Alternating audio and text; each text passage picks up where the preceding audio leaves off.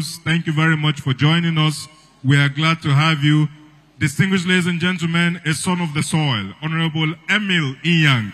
We are glad to welcome you home. Thank you for coming to be with us. Of course, also a neighboring son, but still a son. Let's make welcome Honorable Victor Abang. Thank you very much, Honorable, for coming to be with us. And last but not the least, Honorable Joseph Bassi is also here. Honorable Bassi, thank you very much for coming to join us. The Honorable Deputy Speaker also came with other people in his entourage. These are distinguished Abians, distinguished Igbos who have come from all walks of life to come and be with him. Please join me as I welcome the Executive Director, Finance of the Southeast Development Commission, Right Honorable Stanley Ugochukwu Onhajiruka. Right Honorable, thank you very much, sir. A former Speaker of the Abia State House of Assembly and Federal Commissioner in the FCT Civil Service Commission, Right Honorable Martins Azubike. Right Honorable, thank you for coming to join us, sir. The member representing Abia State on the board of the Southeast Development Commission is also here, Chief Daniel Akwari. Chief Akwari, thank you for being with us. Chief Ikenna Ariwodo, we celebrate you, sir. Professor Victor Okaogo, Chairman, Governing Council, Nigerian Institute of Nigerian Languages at Aba. Prof, you're very welcome, sir. A brand new, freshly minted, newly appointed professor is here in an academic environment. Professor Hagla Okorie, congratulations on your professorial elevation, and we are glad to have you here with us. Chief Emmanuel Onwuchekwa is also here. Otamba, welcome. Dr. Jerry Mwohu, Signal Kanu, you are all welcome. And again, last but not the least, His Royal Highness Eze Frank Osita Chuks. Thank you very much, Your Majesty, for coming to be with us. Distinguished ladies and gentlemen, these are the elegant ladies and gentlemen in the entourage of His Excellency the Deputy Speaker. We are very sure that you make them warm in this beautiful, serene, amazing city of Calabar. Thank you very much and have a fantastic evening today. Thank you. If you clap for me, I will accept it. Thank you.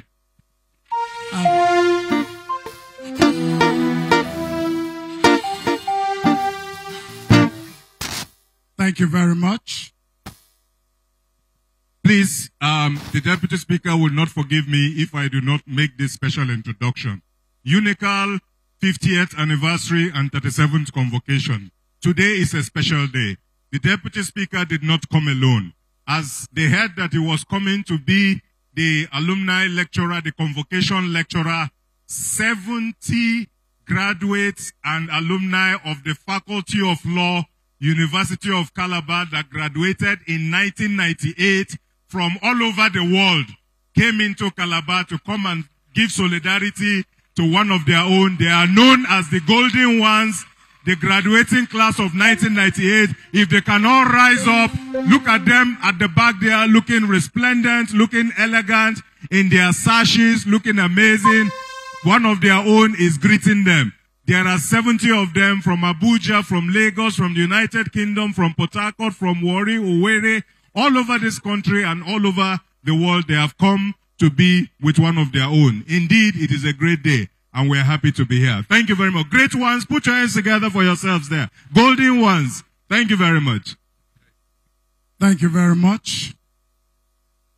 Your Excellency, Pro-Chancellor and Deputy Vice-Chancellor, please, we will take as much as we can before we move ahead.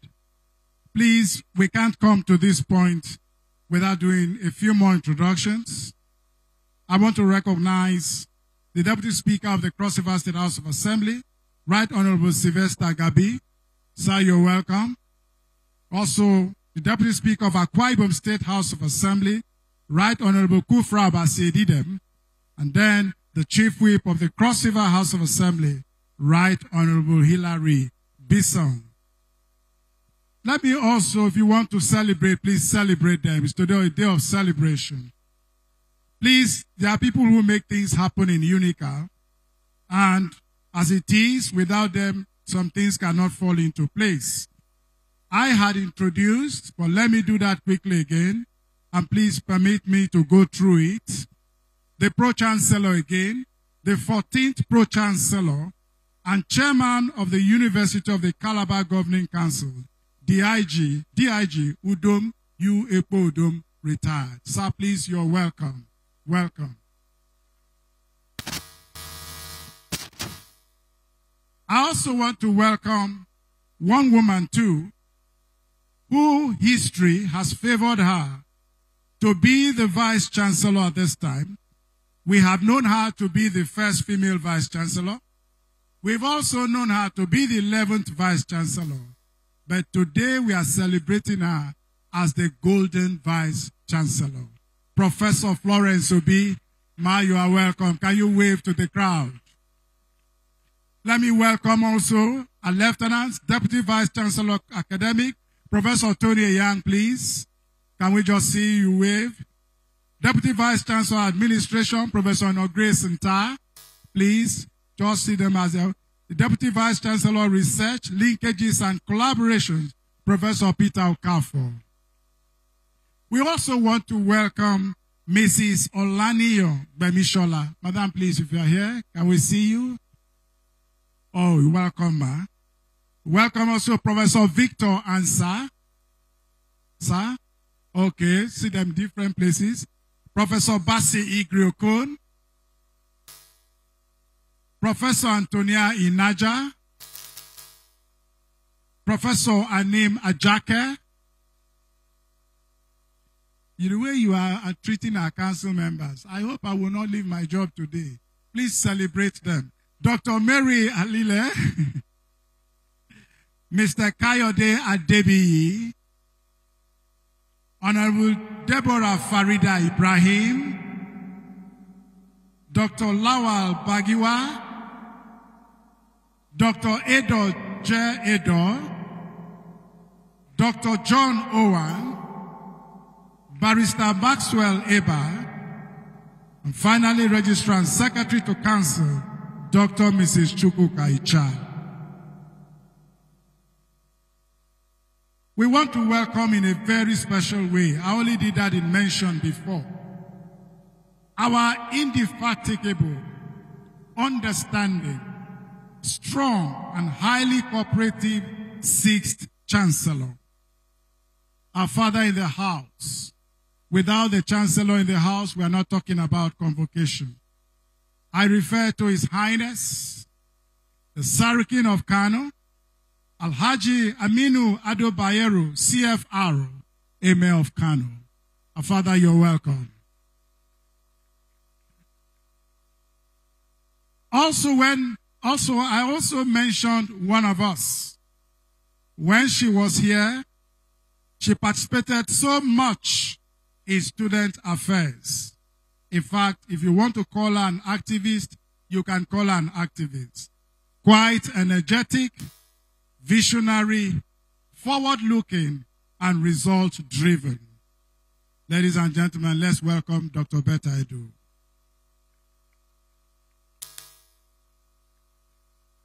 The NUC Executive Director is not here, but is represented by one of his able assistants.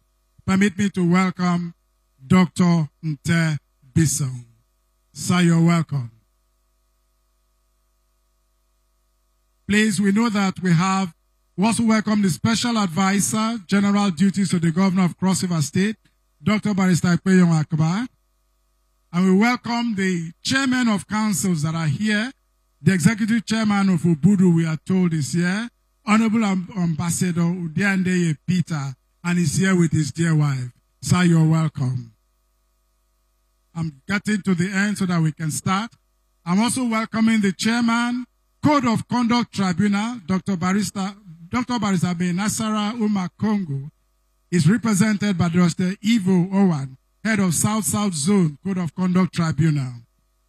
I also want to recognize the Honorable Minister of State Petroleum Resources and Gas, Right Honorable Peripo Epo, but is represented by Professor Udemu Udofia. And lastly here, the Special Advisor on Non-Indigenous Affairs Governor's Office, Mazioke Madwekwe. Please, we will still be carrying other introductions as they come.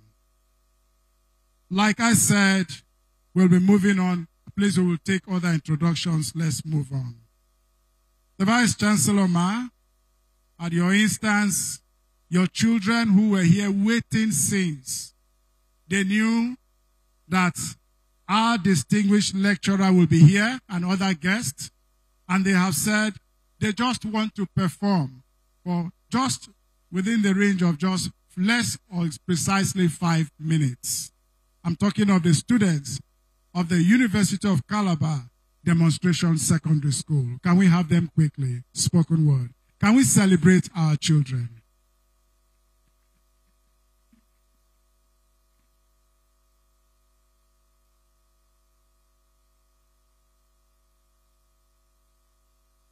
Children, are you ready quickly, or else we'll move on?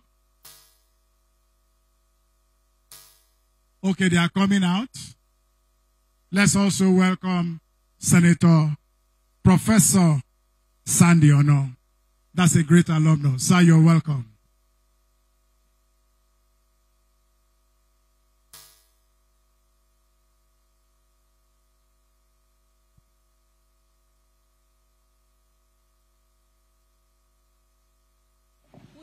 Who needs mic? Are you going to say something?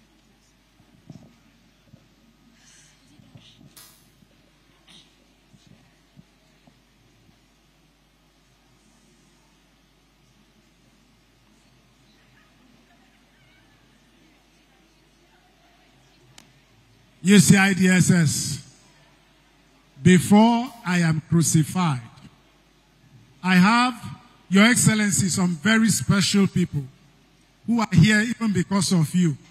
They wanted to run away, but they knew you were coming. They are up there in the gallery. Great Nigerian students! That's their voice. Please, can you put your hands together for yourselves? You are highly appreciated and welcome. Thank you very much. Thank you, you're welcome.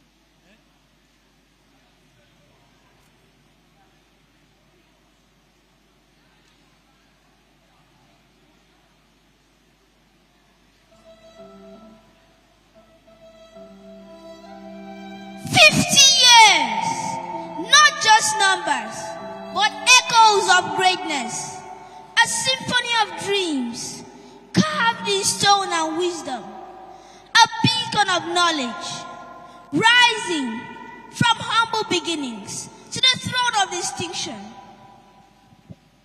Oh, Unical, a cradle of vision and knowledge, you stand steadfast through tides of time, a sanctuary where minds take flight, and seeds of excellence bloom unstoppable, a citadel of endless might. Through these gates, generations are fast. Giants walked, scholars, leaders, dreamers, innovators, change makers, a harvest of minds shaping tomorrow. From lecture halls to global stages, your impact, Unical, is a story told. We are the legacy, the torch carriers, bound by knowledge, driven for purpose. With every lesson we rise higher, and with every challenge we become stronger.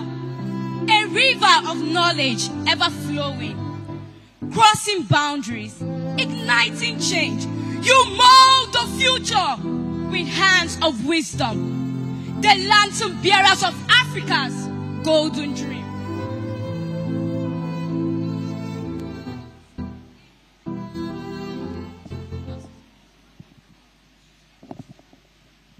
But greatness isn't just in the past. It's future's tomorrow. Unical, a rising sun, ever burning, ever leading, ever soaring. From science to art, medicine to law, bridges of wisdom stretch beyond walls. Empowering Africa, inspiring nations. Unical, the name that calls to greatness. We are not just history. We are the moment. A tapestry woven with knowledge and grace. A symphony of courage. A melody of strength. Our steps forward time can never erase. 50 years, the first newborns, a home where knowledge twists and turns. We honor the past, embrace the now, and march to the future with heads held high. But 50 years is not the end. It is the dawn of greater days. A firm foundation, a future bright, unical, forever ablaze. Not just an institution, but a revolution where intellect meets purpose, where future ignites, a fortress of learning, a temple of wisdom. Unical stands unwavering in its light. To the present, strong and bold, students, faculties, stories untold. Together we build, together we rise. Unical's flame, eternal, alive. To the future, bright with promise, a canvas vast, a vision grand, with innovation, strength, and wisdom. We lift this lantern with steadfast hands. Unical! Oh, what a tale of challenges met. What now will we do? For 50 golden years of impact profound, we celebrate a legacy. We ignite a future. Unical beyond limits, beyond time. 50 years. Oh, what a tale of challenges met, of triumphs won, and yet the best is yet to come. Unical journey has just begun. I carry this lantern as a symbol of the past, of our foundation, our struggles and our triumphs. Unical has shaped us, and we have shaped the world. I pass this lantern with pride and hope. This lantern burns with wisdom, resilience and dedication that fuels our mission. As teachers we guide, we inspire, we build. And today, I pass this flame into the hands of the present generation. This lantern is the fire of our dreams, the power of our pursuits. We are unical, bold and strong, rising to meet the future. I hold this flame with honor and pass it forward with faith.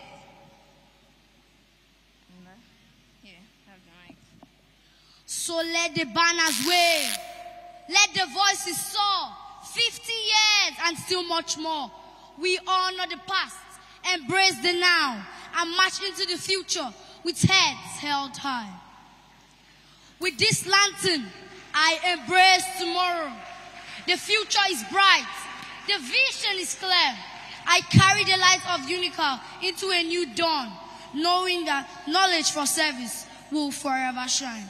So let the drums roll. Let the trumpet sound. For 50 golden years of impact profound, we celebrate a legacy. We ignite a future.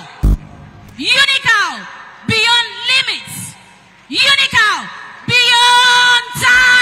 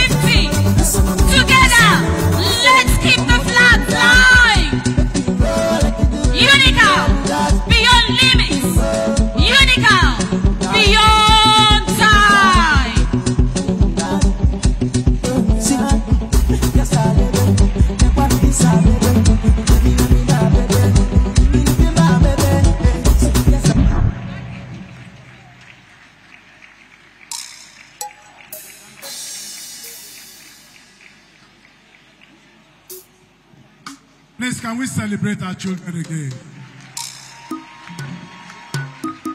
Thank you very much. Distinguished ladies and gentlemen, somebody has to set the tone and the pace for this event. Somebody has to stand in front and others will rank behind. Somebody has to give the command and others will follow. Somebody has to be first among equals. Distinguished ladies and gentlemen, permit me to invite one woman I have welcomed before, but I'm now welcoming her in a special way. I'm referring to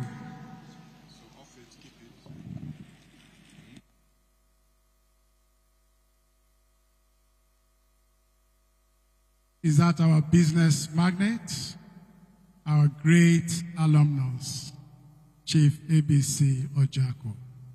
Please, can we celebrate him?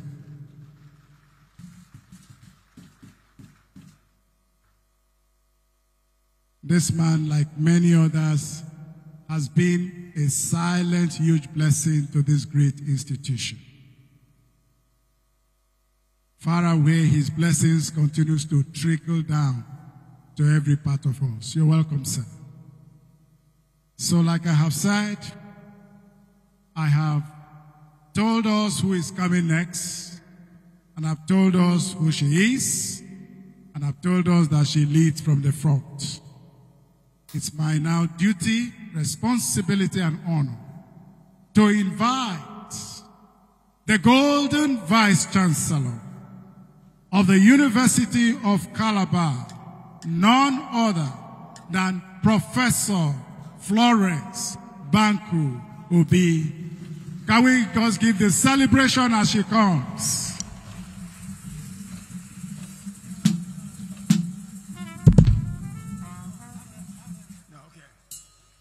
If you celebrate my Vice Chancellor, I will go and sit down, even if it's me.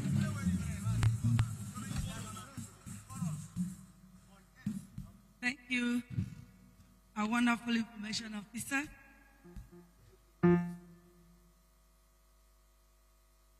Your Excellency, the Deputy Speaker of the Federal House of Representatives, our own very distinguished alumnus, and his colleagues who are all here with him. My dear Chancellor, His Highness Aminu Ado Bayero, Sarkin Kanu, the 15th Emir of Kanu, my Pro-Chancellor, and his darling wife, DIG Epo Okodo, my dear principal officers who are all here, very distinguished alumni who have traveled from near and far, according to the words of our song, the Unical song. We have come from near and far to unite in Calabar. Indeed, we came from far and near. 50 years ago, when this university started as a campus of the University of Nigeria. And then we became autonomous in 1975. Today, we mark 50 years of our existence, 50 years of impactful knowledge and service to humanity, 50 years of resilience, 50 years of production of credible men and women who are holding their own across the world. We are indeed proud as a university to have produced, in the course of 50 years, men and women who are shakers and movers of Nigeria and indeed the world. Ours are playing very credible roles everywhere. We are very proud to have the Senate President of Nigeria as one of us. We are very proud to have the Deputy Speaker of the House of Rep as one of us. We are honored to have the governor of Cross River State as an alumnus, including the deputy governor. And indeed, we have several deputy governors. We are indeed a very proud university. In industry, we have captains of industry. They'll just introduce ABC Ojako here. We have key players in the banking sector. Zenith Bank General Manager or Managing Director. She is our own and she's making waves across the world. Politics. In academics, where we even have great farmers. We have entrepreneurs. Today, indeed, my dear alumni and great guests, it's a day of celebration. It's a day we are rolling out the drums to celebrate 50 years of existence of this university. And we want to showcase our own, the very best, or one of the very best we have. One of the very best we have, His Excellency, Honorable Benjamin Kalu, PhD, a man who took time to have 3 degrees from University of Calabar. Today, we want to also use this opportunity to mentor and talk about to the younger ones, to know that UNICAL has come of age. These men and women gathered here have held the banner of UNICAL, just like the children said. The light of UNICAL is shining very bright indeed. My dear brothers, my dear sisters, my dear alumni, I want to welcome each and every one of you for making time out. This is the first segment of this celebration, which is the anniversary lecture. And you know, in the university tradition, every convocation, we start with convocation lecture. For this year, we are doing anniversary and convocation lecture 2 in 1. And we decided as a Senate to choose no other person than our own, so that we'll showcase him to the world, and the world will know that UNICAL has indeed come of age. I thank you very much, sir, for agreeing to be the guest speaker for today's event. After this, we are going to go into the second part. And the second part is even more interesting. That will be honoring and recognizing very distinguished men and women that have made us proud and are making us proud. There are even upcoming Malabites that we are going to recognize. There are Malabites to watch. There are ambassadors of UNICAL. There are faces of UNICAL. And all of them will be recognized and honored today. I thank you all for coming. Please, if you are not one of the person to be recognized today, don't think we have forgotten you. If we came here today to recognize 163,000 students we have graduated for 50 years of the university, 163,000 people will not get out of this place. We have some we are recognizing today. Tomorrow may be your turn. Please don't feel bad if you are not one of those to be honored today. But we appreciate each and every one of you. The university has also recognized and identified some projects that want to live as anniversary projects.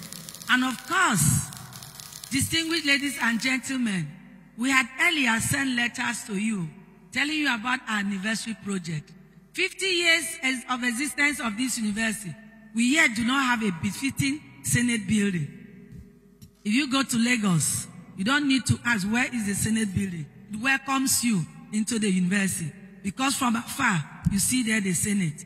UNICAL has come of age. We think we deserve to have such a building. Also, we are looking at having a convocation arena, an event arena generally. And I am happy that we have people here who have even looked at the list we have sent. And many of them, even like our guest speaker, is already earmarked the convocation arena. And he will be going after this to do groundbreaking. Please, can we put our hands together for him? I thank you very much, sir.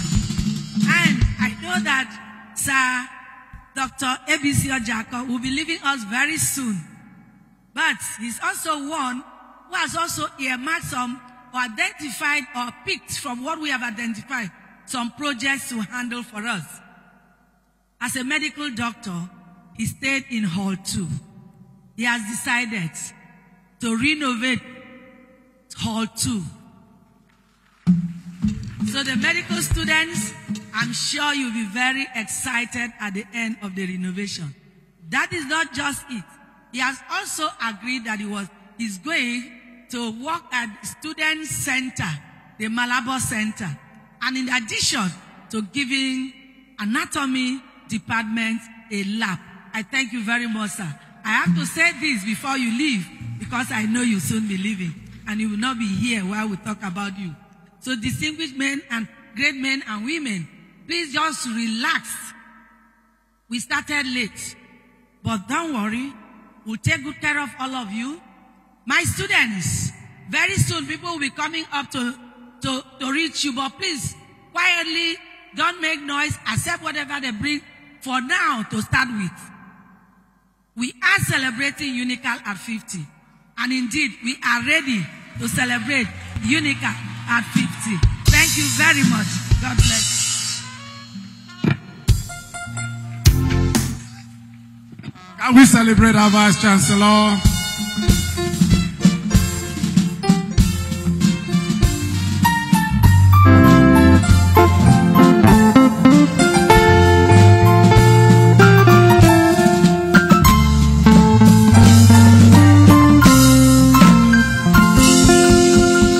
Thank you very much.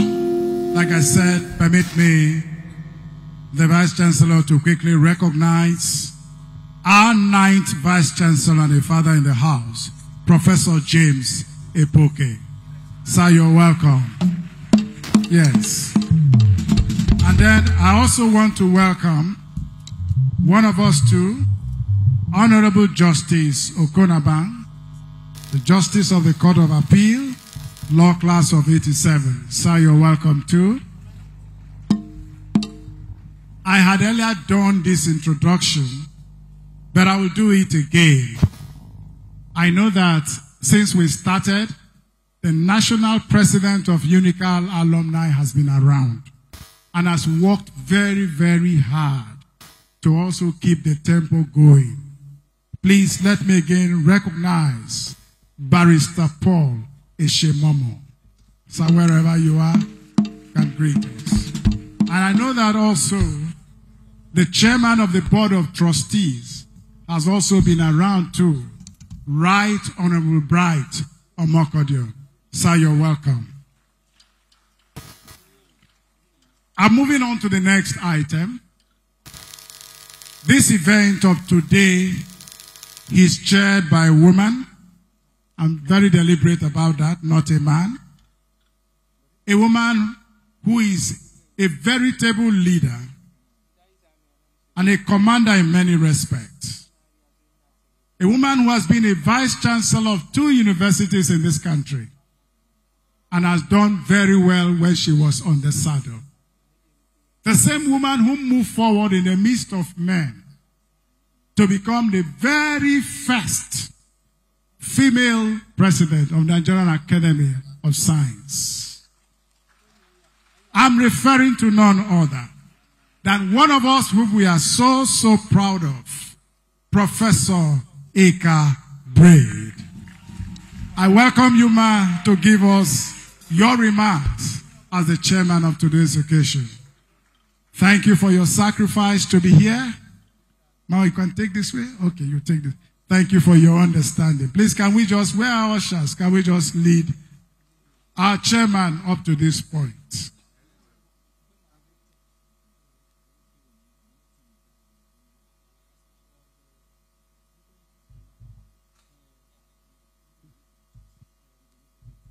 These stairs are very challenging. I wonder how Florence will be got up here.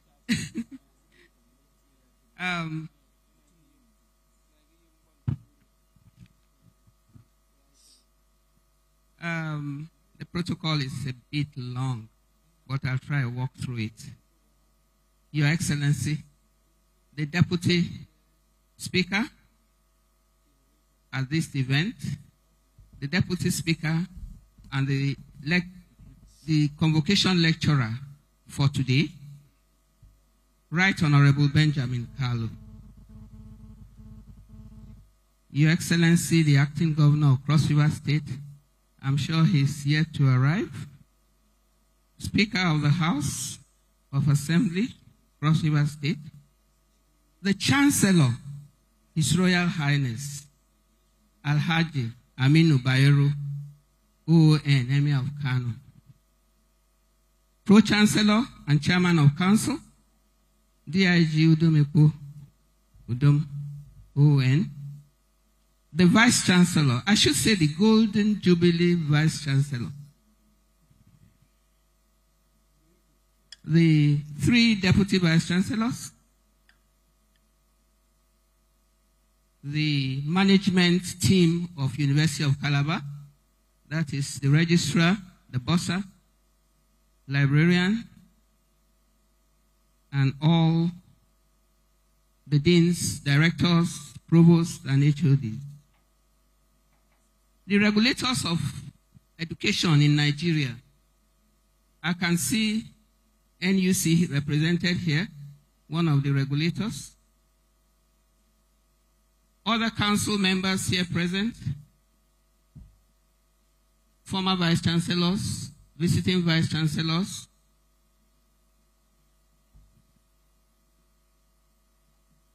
our royal highnesses here, national president of UNICA alumni, local members of the local branches of the alumni,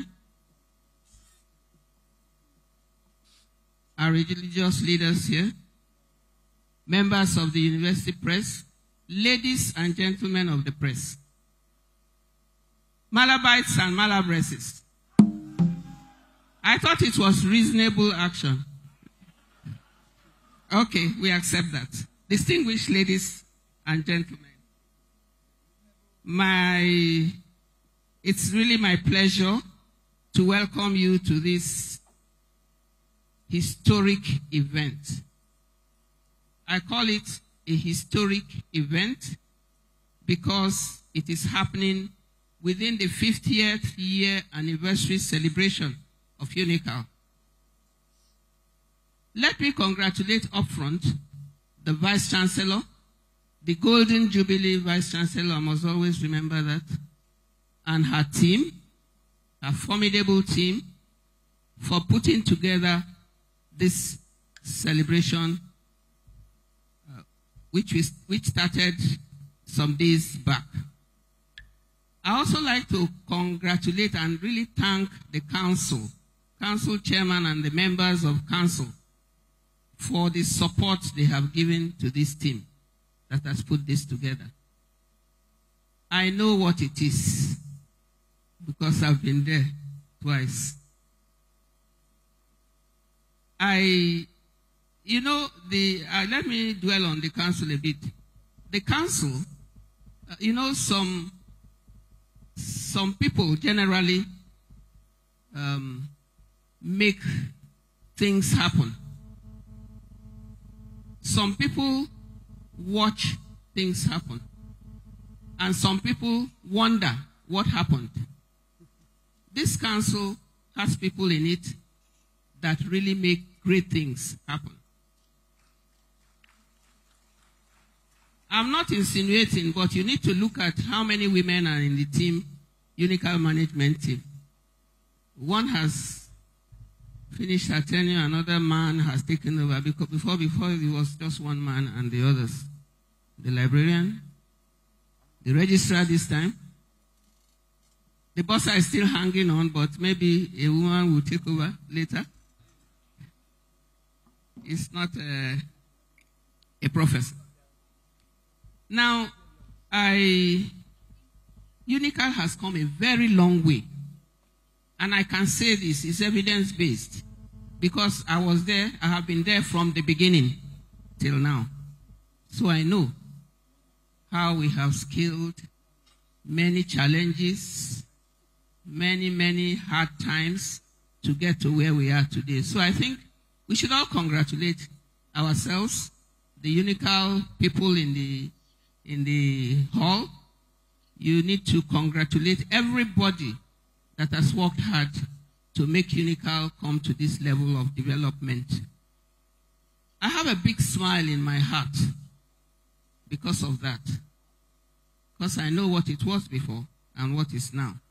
Now the university has three functions. The mandate of the university include teaching, research, and community service. So far, collectively, all universities have done well in terms of teaching and learning and research. However, community service has been a bit left behind.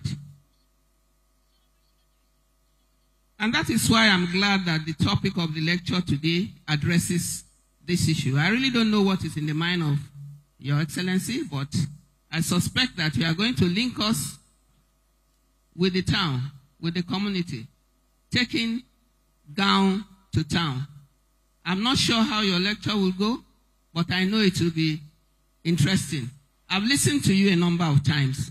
You may not have noticed me, but I was there in sad times, Ogbonge Nayaonu's tribute night, and some other more joyful times. So I know you are going to anchor this lecture properly and take us, prompt us, jolt us into action, so that the universities will take the last bit of its mandate seriously, that is community service. Because if we sit in the ivory tower and continue learning and teaching and doing research, and there's no link between what we do with the outside, nothing will happen. We'll stand in one spot, and keep going from where we are to where we are. We will not move. Sustainable development can never be possible if what we learn in the university is not translated into policy and practice. If what we learn in the university, what the results of our research, all the patents are locked up in NOTAP or put in the shelves of the universities, there has to be research translation, which means that we must be addressing problems facing the nation in research. And we must be ensuring that the outcome of our research influences policy and influences practice. And I know that where you are now, you are able to make that happen. Because most of our problems arise because we do not apply what we do in the university to the outside world. Imagine all the, let's take power supply for instance. All the professors of engineering, electric, all the universities I've headed as Vice Chancellor, have thousands of them. We've been promoting them and going out. But we still have power supply problem. Why? So let me hang it there. I know that your lecture will address it because I've heard you speak somewhere before. So as Academy of Science President, past President, I'm now past President, I handed over the other day. So I know that that is our main problem. If you can break that jinx and make sure that we do the research that is problem solving, that contribute to sustainable development, the SDGs will evade us. So I hope that after your lecture, we'll be moved to make sure that we make that happen. All the universities, beginning from Unical, and I hope Unical will blaze the trail. Thank you very much. I wish you a pleasant experience at this lecture today, and I'm eager to listen to Your Excellency. Thank you.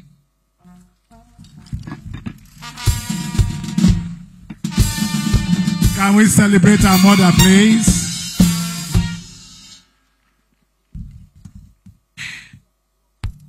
The Chancellor, Pro-Chancellor, Vice-Chancellor, please permit me to inform us that The number 3 citizen of this country is on his way.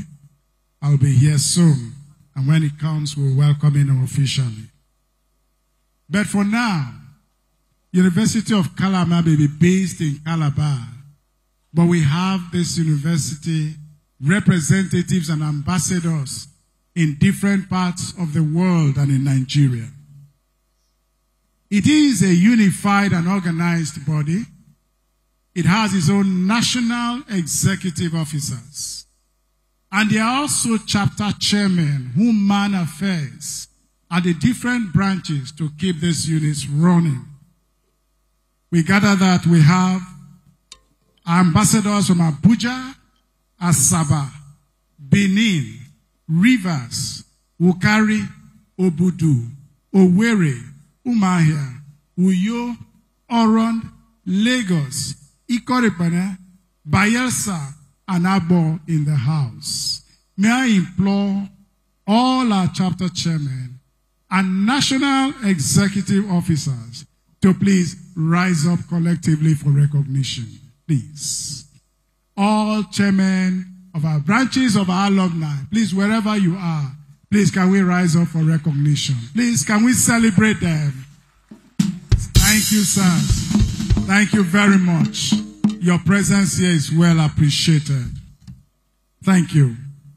Whenever the Senate President comes into the building, he will be properly recognized. But for now, the University of Calabar has a pro-chancellor who doesn't speak much, but is always in command whenever he stands out.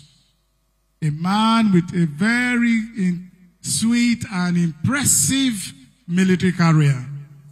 A man who has made it and he still knows what it takes to be there at the top. Permit me to invite the Pro-Chancellor and Chairman of the Governing Council of the University of Calabar, DIG Udom Epo Udom, to please step up for his remarks. Can we celebrate our Pro-Chancellor? If we don't celebrate him well, I will get annoyed here. Please celebrate our Pro-Chancellor. Let the applause get louder.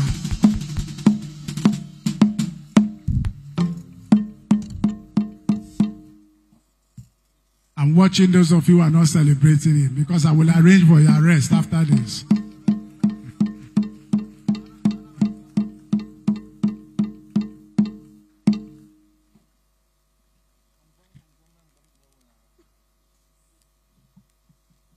Thank you. This is not the time for arrest to have to say that openly.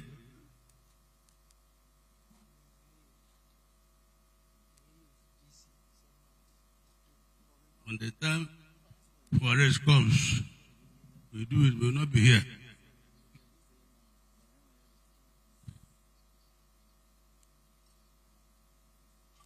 Let me start by recognizing the chairman of today's occasion, Professor Ekabret.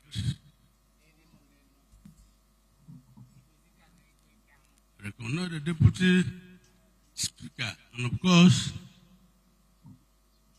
today's Speaker of the convocation, Right Honorable Benjamin Carlo. You are welcome, sir.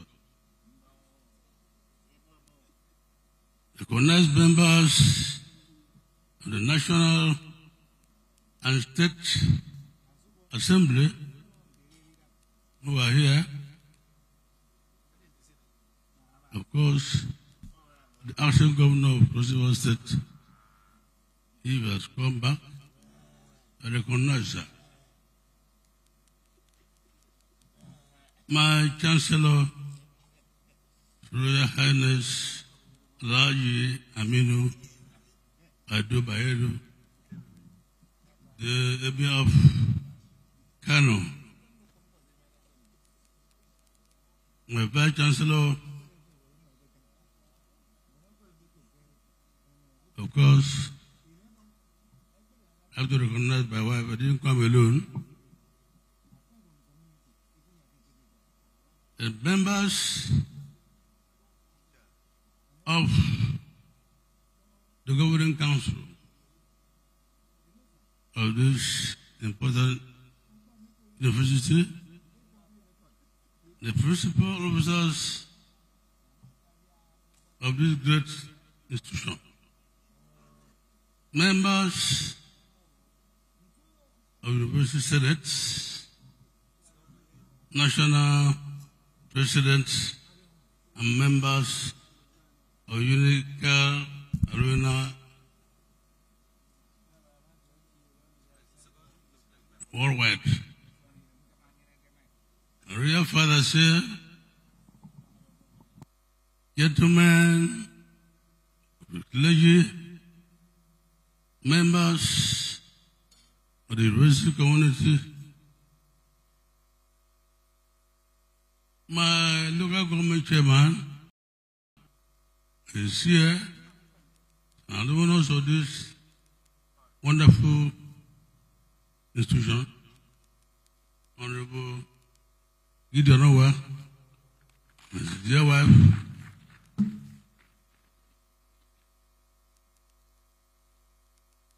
Marabas and Marabas. The press,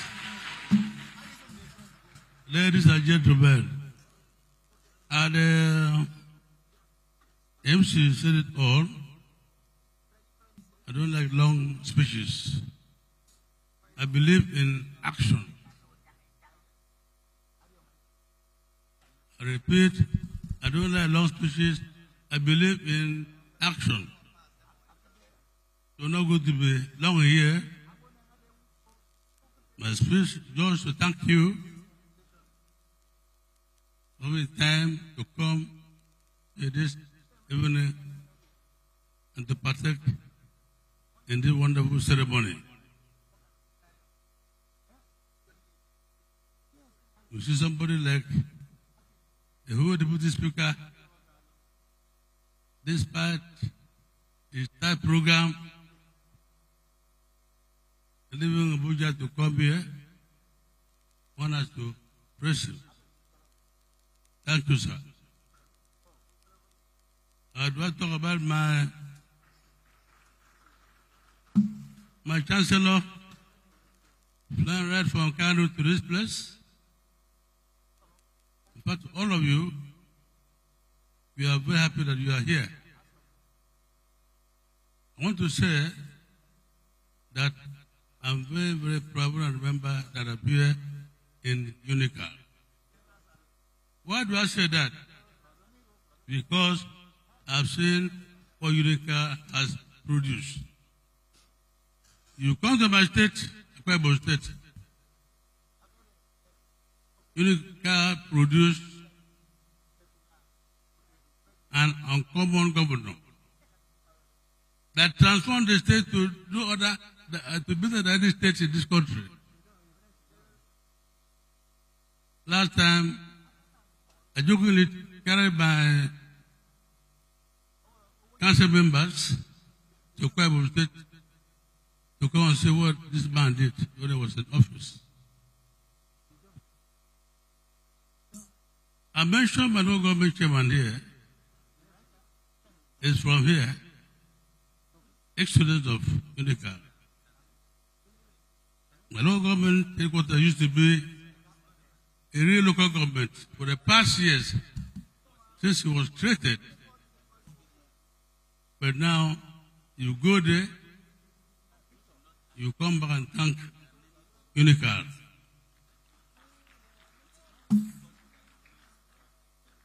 The headquarters now is as beautiful as the wife of my chairman here, is as handsome as my chairman here. My chairman, please, can you stand up? Let's see you. You are welcome. So, Unica, you have done a lot of things, not only to this country, but worldwide. So, thank all of you for coming and to making this ceremony a great success. On the part of the council, we promise that at the end of our tenure, we're going to add something different to this Unical. Something, Unical is not bad, but we are going to make it better, I can assure you. My appeal is all the alumni from this Unical, please don't go and do like other people. When you go, you turn your back to where what makes you what you are today. Remember us. That is this great institution. Contribute your quota so that we turn this place to what we see abroad. A few weeks ago, myself and my VC were in UK, in one university, and we saw what the university should look like. So please, all my friends, all of you that pass from there, don't forget this place. Contribute your quota so that at the end of the day, your name will be written in gold. Once more, thank you. At the end of the ceremony, please, God will give us the grace to go back peacefully. Thank you.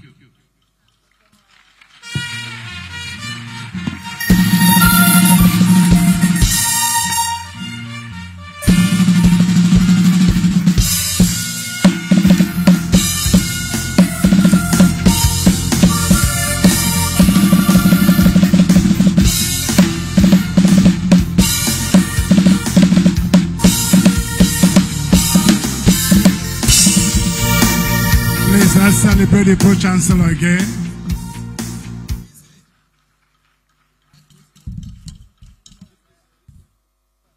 Ladies and gentlemen, we just have to move on. You know that time today has not been on our side. We want to take on the citation of the anniversary/convocation lecturer. Like I said, when he was introduced awkwardly because we felt a proper time will be carved out that will be given to unveil and unmask this great Nigerian. And one man is standing by to perform this assignment. In fact, we've kept him in the cooler for a while. He's waiting like a masquerade waiting to be unveiled. I want to invite our friend and brother, the provost of the College of Postgraduate Studies, our young, energetic, dynamic, and very courageous, you won't allow me to finish, courageous friend, and permit me to say the last, for now, the 36th inaugural lecturer of the University of Calabar. It's my pleasure and honor to bring up Professor Eyung Ubanga Eyung, Chairman of the Anniversary Planning Committee at 50. Can we just celebrate him as he comes? See the way he comes, you can see very energetic.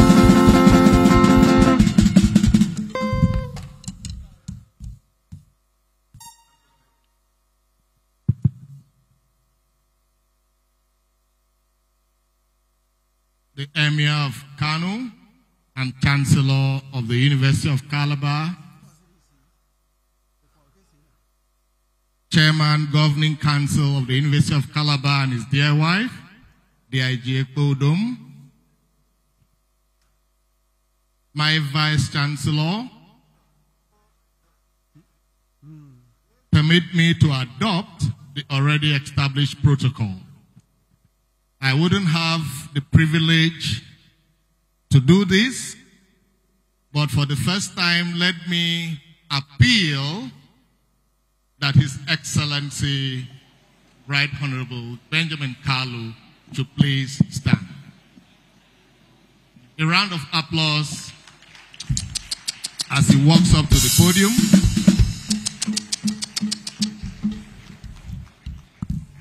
Please keep clapping until he arrives.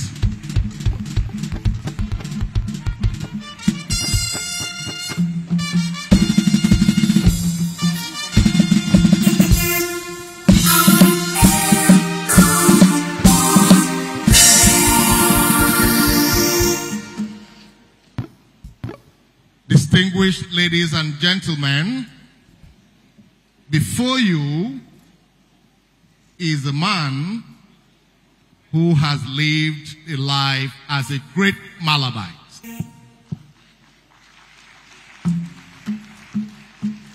Greatest Malabite! That ovation is not loud enough. One of your finest is here. Greatest Malabite! In his own right, one of our great Malabites. It is William Butler Yeats who said, think like a wise man, but communicate in the language of the people. This truism is given life in the persona of our convocation stroke anniversary lecturer who stands before us today. His Excellency Right Honorable Benjamin Okezie Kalu wields his vision effectively, poignantly, and as well has managed human and natural resources, building bridges, relationships for the advancement of the common good and transformation of our society. Our lecturer is a prominent Nigerian politician. His friends and I too think he is the oracle. He was the spokesperson of the 9th House of Representatives and currently serves as the Deputy Speaker of the 10th House of Representatives and of course the National Assembly of the Federal Republic of Nigeria.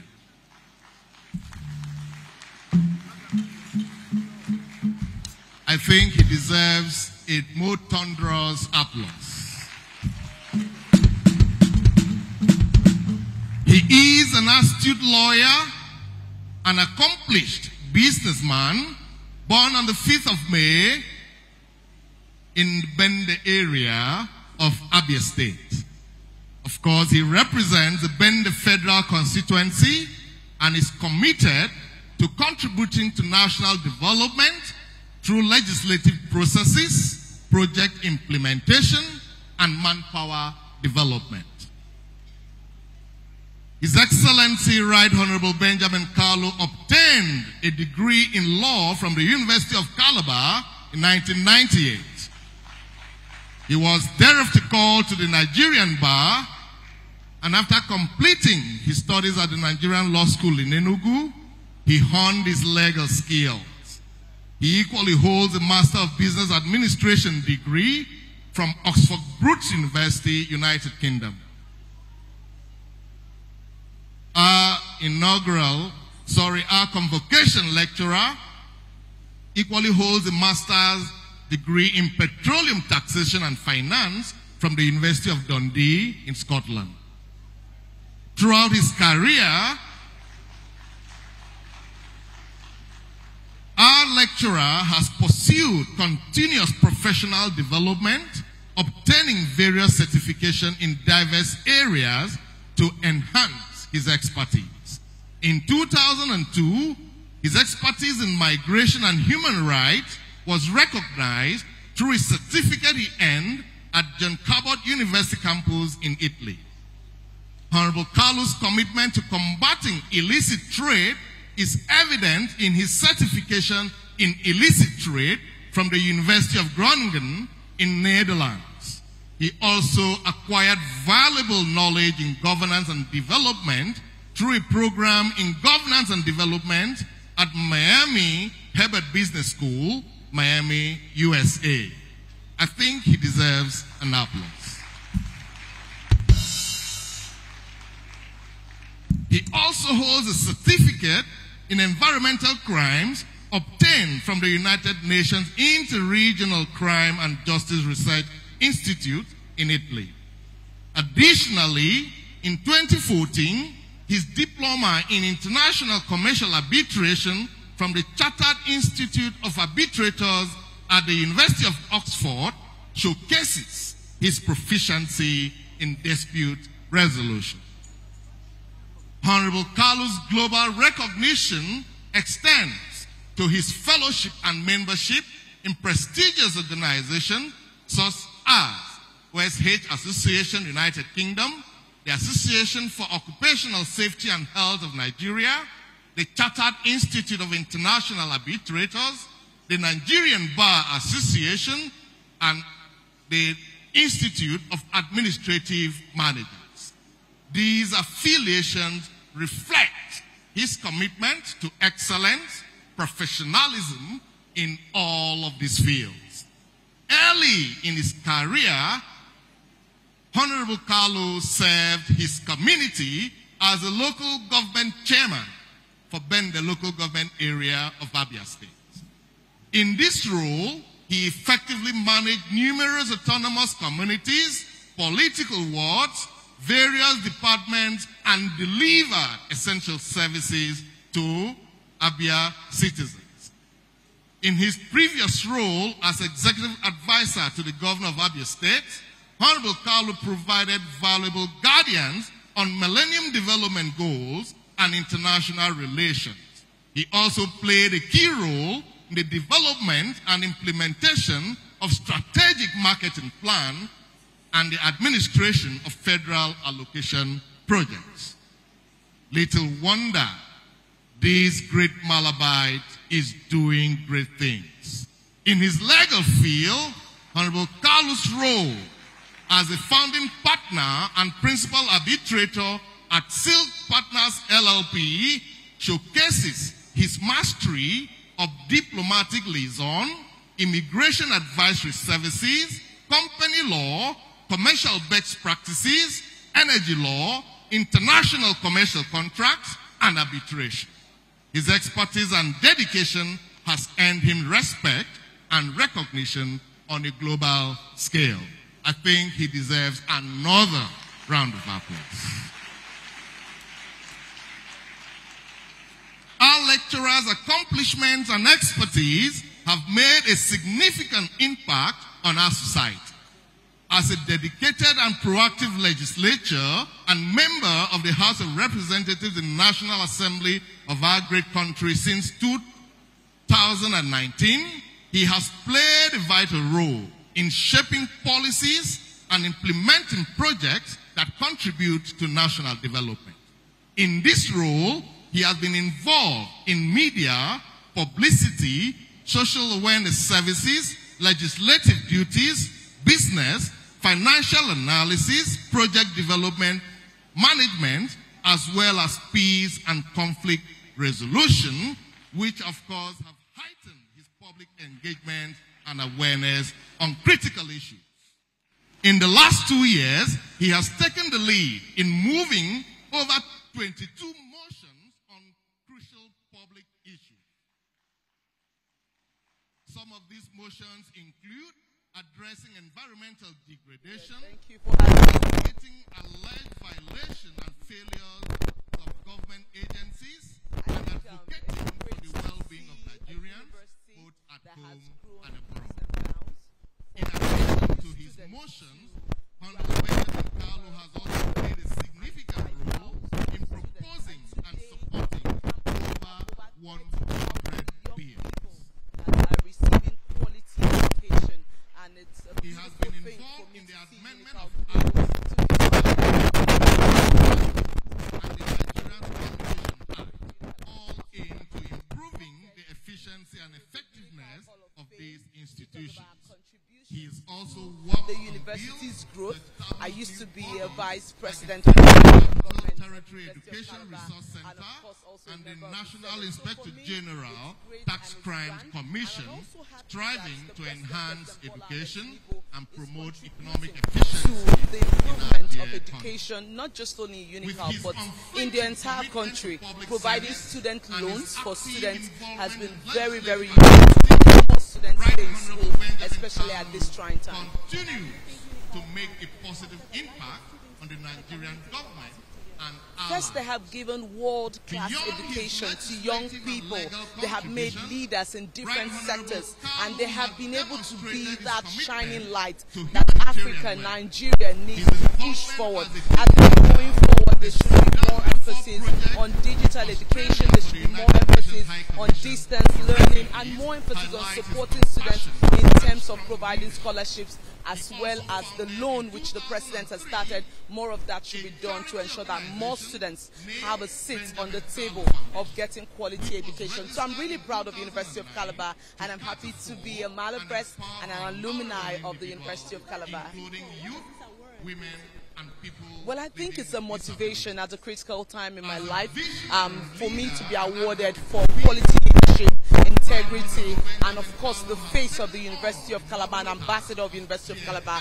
It behoves on me to give more to society and do more for Nigeria, which is my project. Of course, I'm always there to support the university in whatever means I can, and I hope that everyone today can come out immersed to support the university to achieve the project which they have at hand now.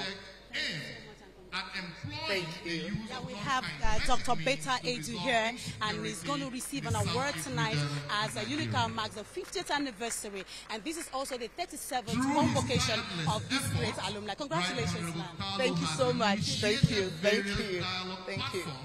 Engaging key stakeholders and community leaders in constructive conversation, understanding and empathy are essential in resolving conflict and building bridges of trust. The Peace in the Southeast project focuses on addressing the root causes of discord, promoting inclusivity, and finding common ground among different ethnic and religious groups. Honorable Carlos' approach is rooted in promoting respect for diversity and encouraging peaceful coexistence. Through this project, Honorable Carlo is paving way for a brighter and more peaceful Nigeria.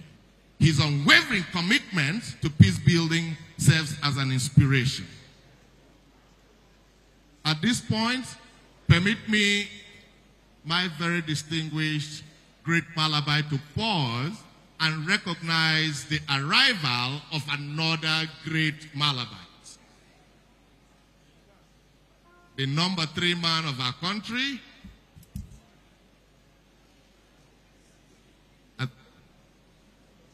the number 3 man is walking in. Please, may we rise to recognize distinguished senator.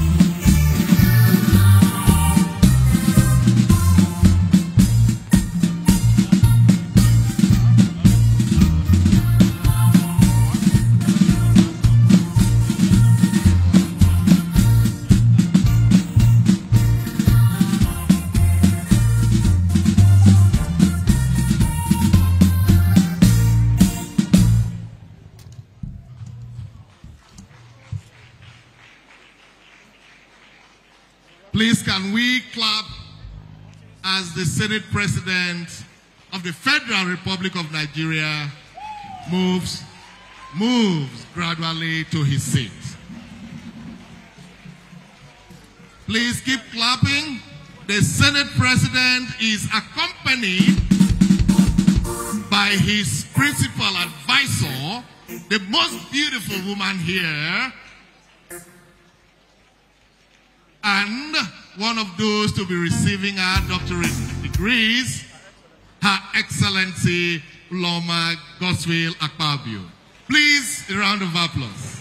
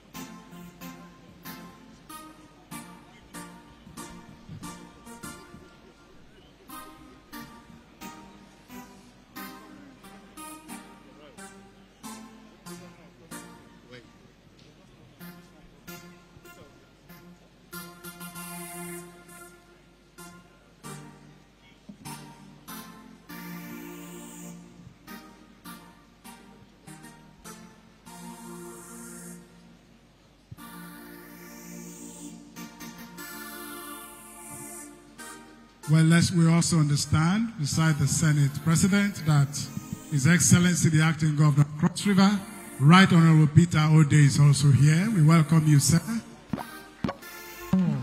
Welcome all the senators that have come with the Senate President. Please, you will be properly introduced. Thank you very much for coming in and identifying with us. Thank you very much. Thank you very much. As you take your seat,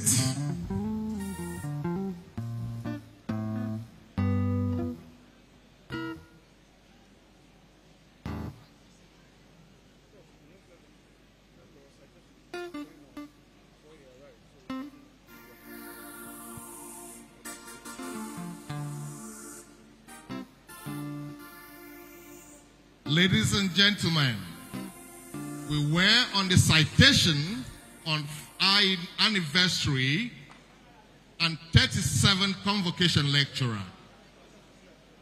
before we had to usher in the President of the Nigerian Senate and the acting governors of Cross River State. Let me briefly continue by introducing to you these brand new great Malabites who just only recently obtained a PhD in public and strategic management from the University of Abuja.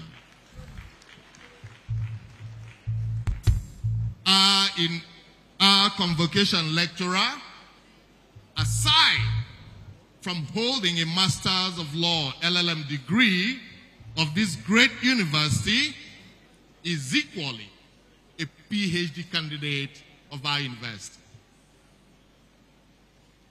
We were informing our audience that this great Malabite of ours, our teacher for today, holds his regular radio program, the Ben Carlo Mandate, and annual town hall meetings to enable him connect more and bond with his people.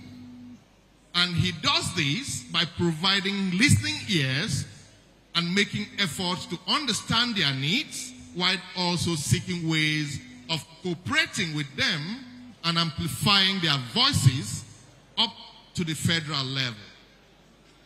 Following his numerous achievements in the Green Chambers, in a space of 2.5 years, Right Honorable Benjamin Kalu has received too many awards. He received the Outstanding Representative Member of the Year Award from the Democratic Heroes in Africa in 2022. 2018 Distinguished National Youth Motivator Award from the University of Nigeria in Nsukka. He also received the Hall of Fame category award as the most valuable parliamentarian by All the Paper in 2023. I think he deserves an applause.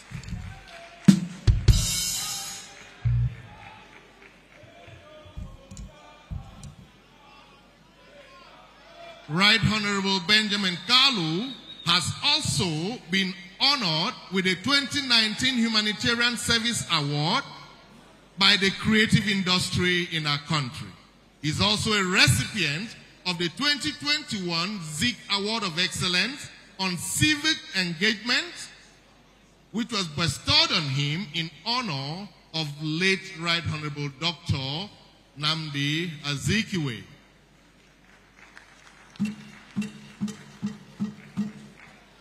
Honorable Benjamin Kalu has received too many awards, too numerous to mention.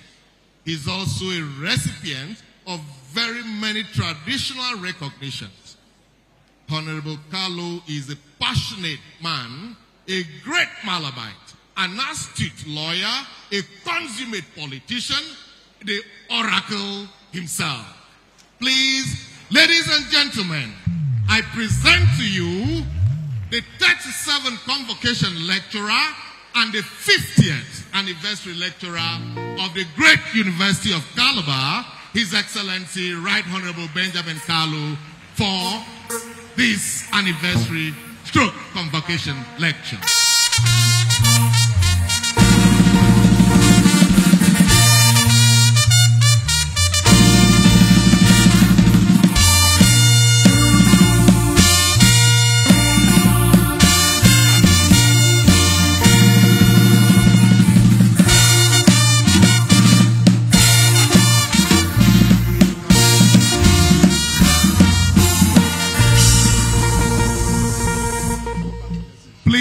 The golden class of 1998 Faculty of Law join for a minute to give him the impetus to speak to us.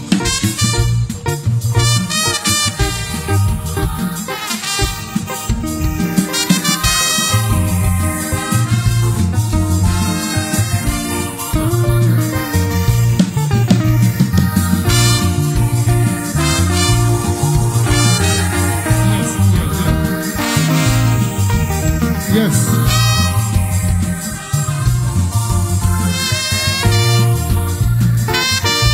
I don't suffer, no be small, oh.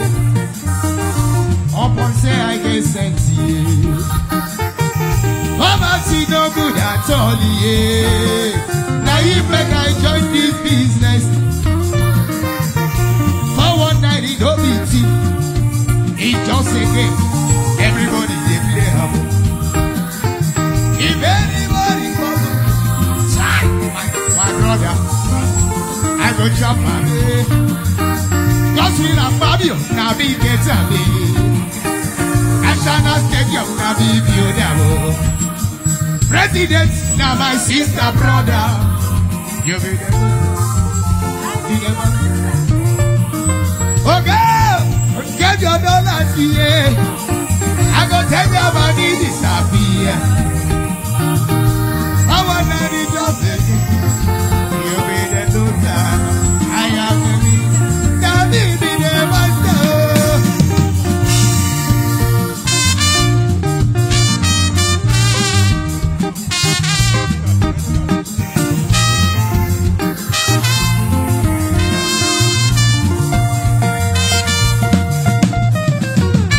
Okay, take it.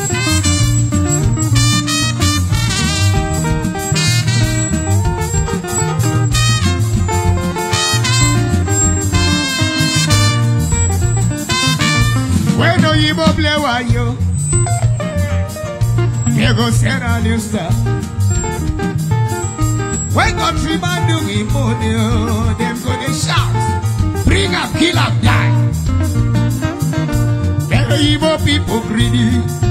I say them greedy. I don't see them tired. That's why when they fall and come, I drag you. I go show them the thing. They put the speaker, navigate again. God's will, navigate. I say, President, now my sister, brother. You be the mugu, I be the master. Take them, I go charge your dollars, yo. I go take your money, disappear. Flower man in just again. You be the loser. I be the master.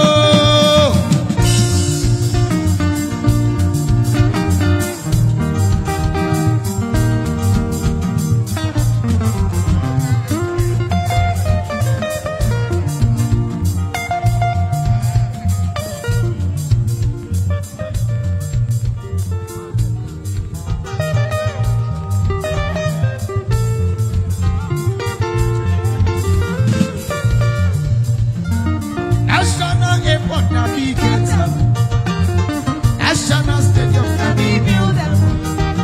President, now my sister, brother, you be the go-go. I be the master. Thank you.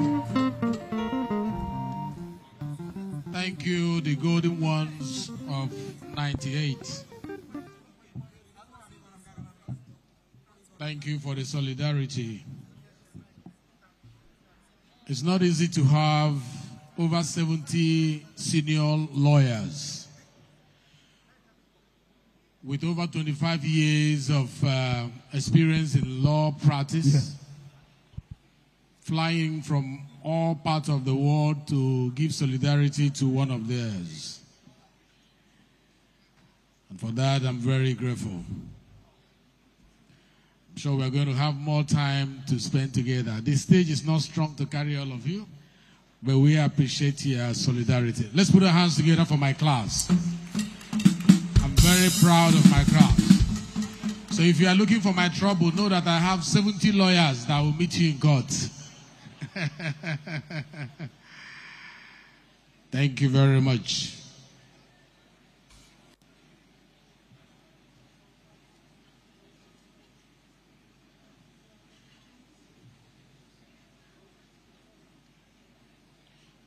Your Excellency, the President of the Senate of the Federal Republic of Nigeria, my own brother, in whom I'm well pleased. I call him the jeans breaker.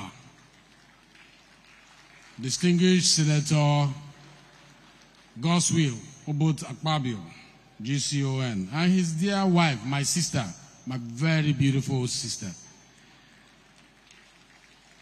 that has always made us proud. Yes, I said it, Mr. President of the Senate. I said, my very beautiful sister, in whom we are well pleased.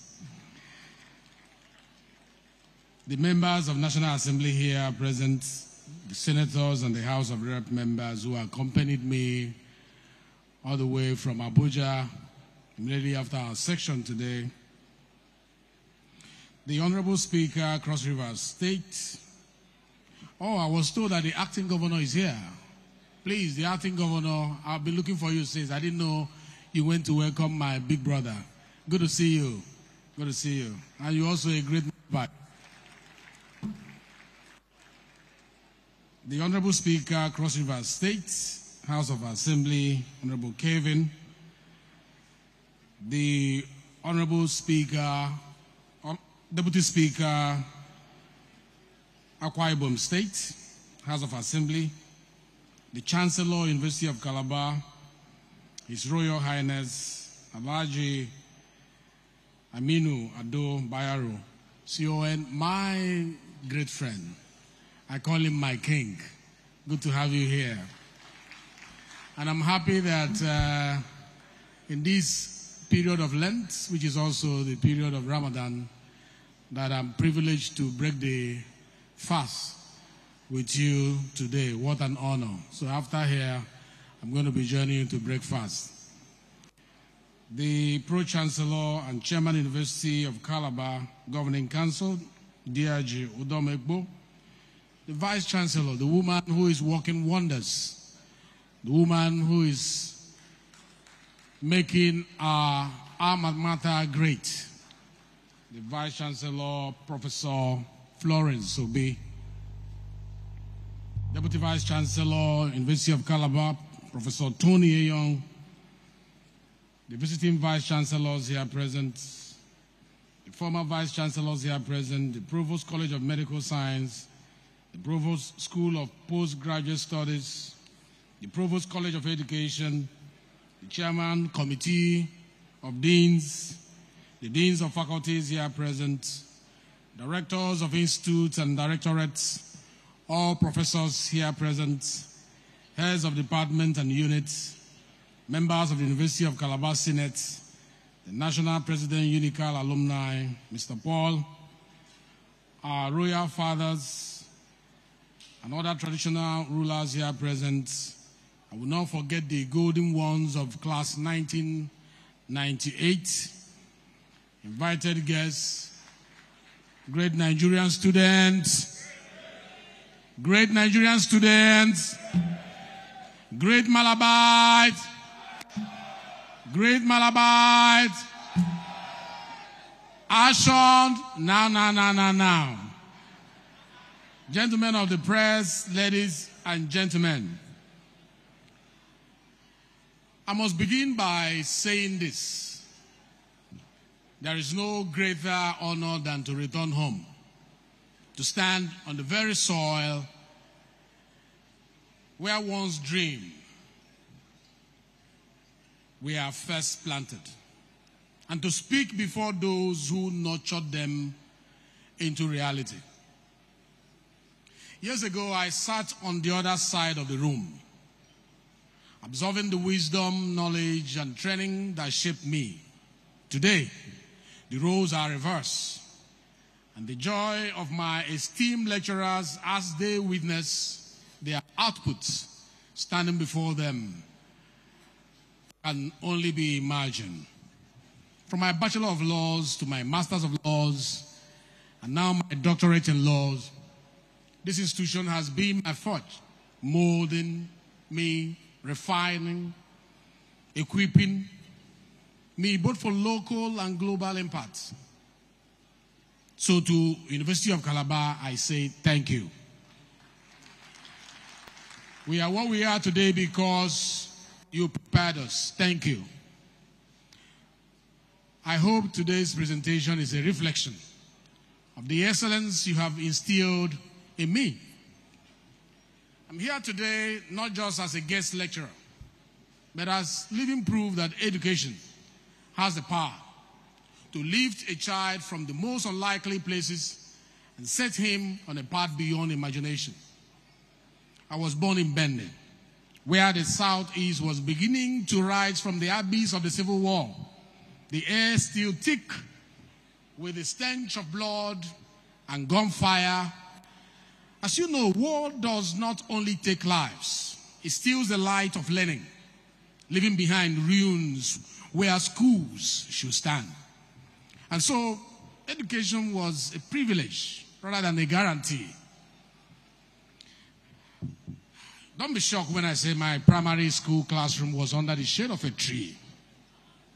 Proof that knowledge is never bound by walls or limited by circumstances.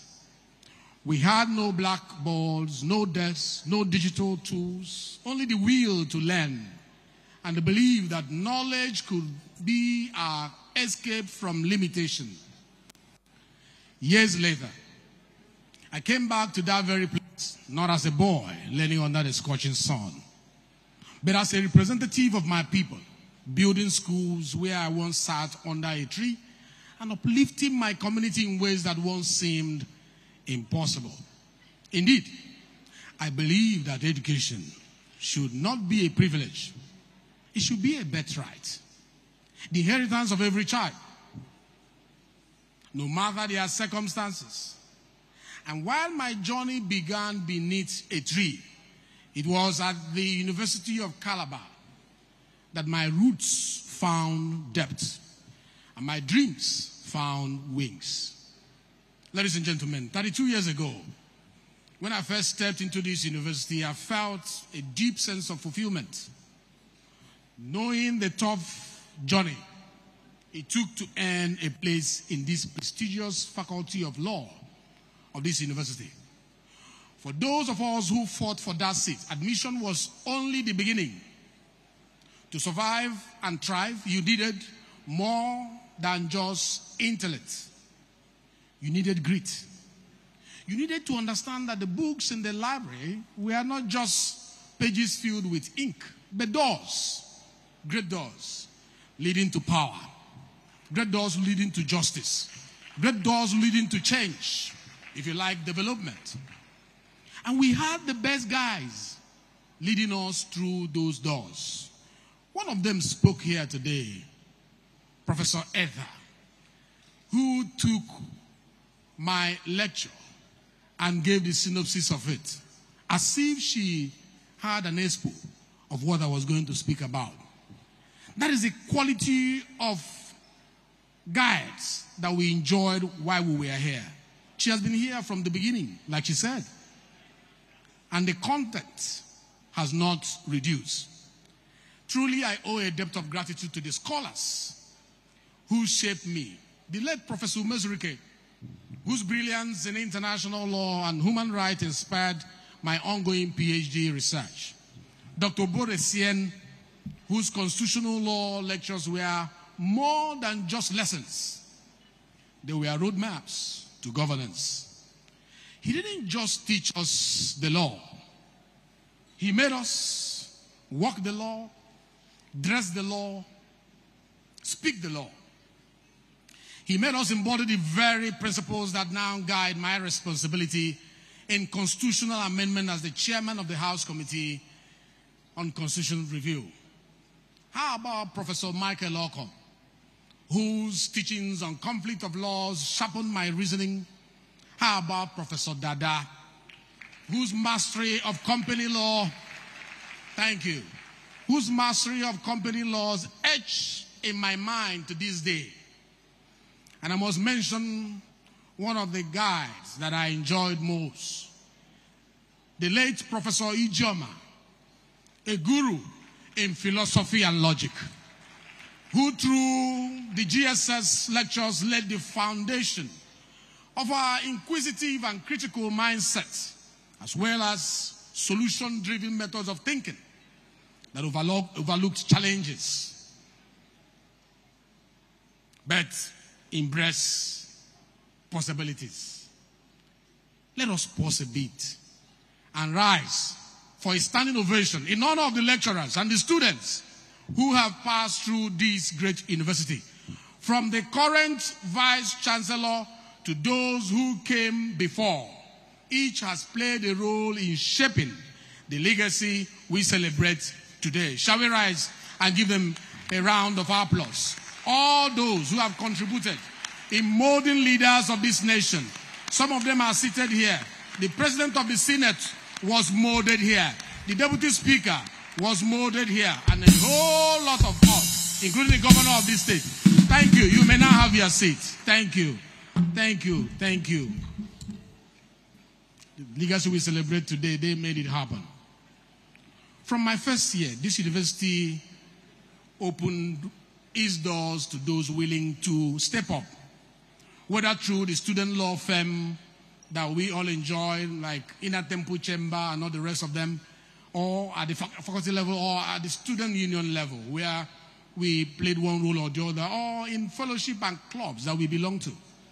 I was fortunate to take a front seat in leadership across all these platforms, managing people and resources, and even representing the school before military administrators during the crisis like the Obufa communities crisis. The acting governor will bear witness to this because he was my schoolmate in those days.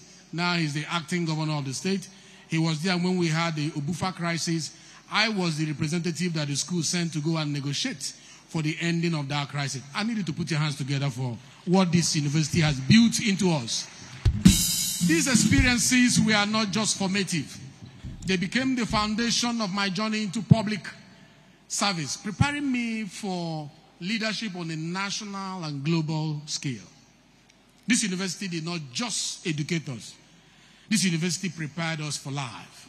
It taught us to think critically, to lead courageously, to adapt, improvise, thrive, no matter the obstacles before us.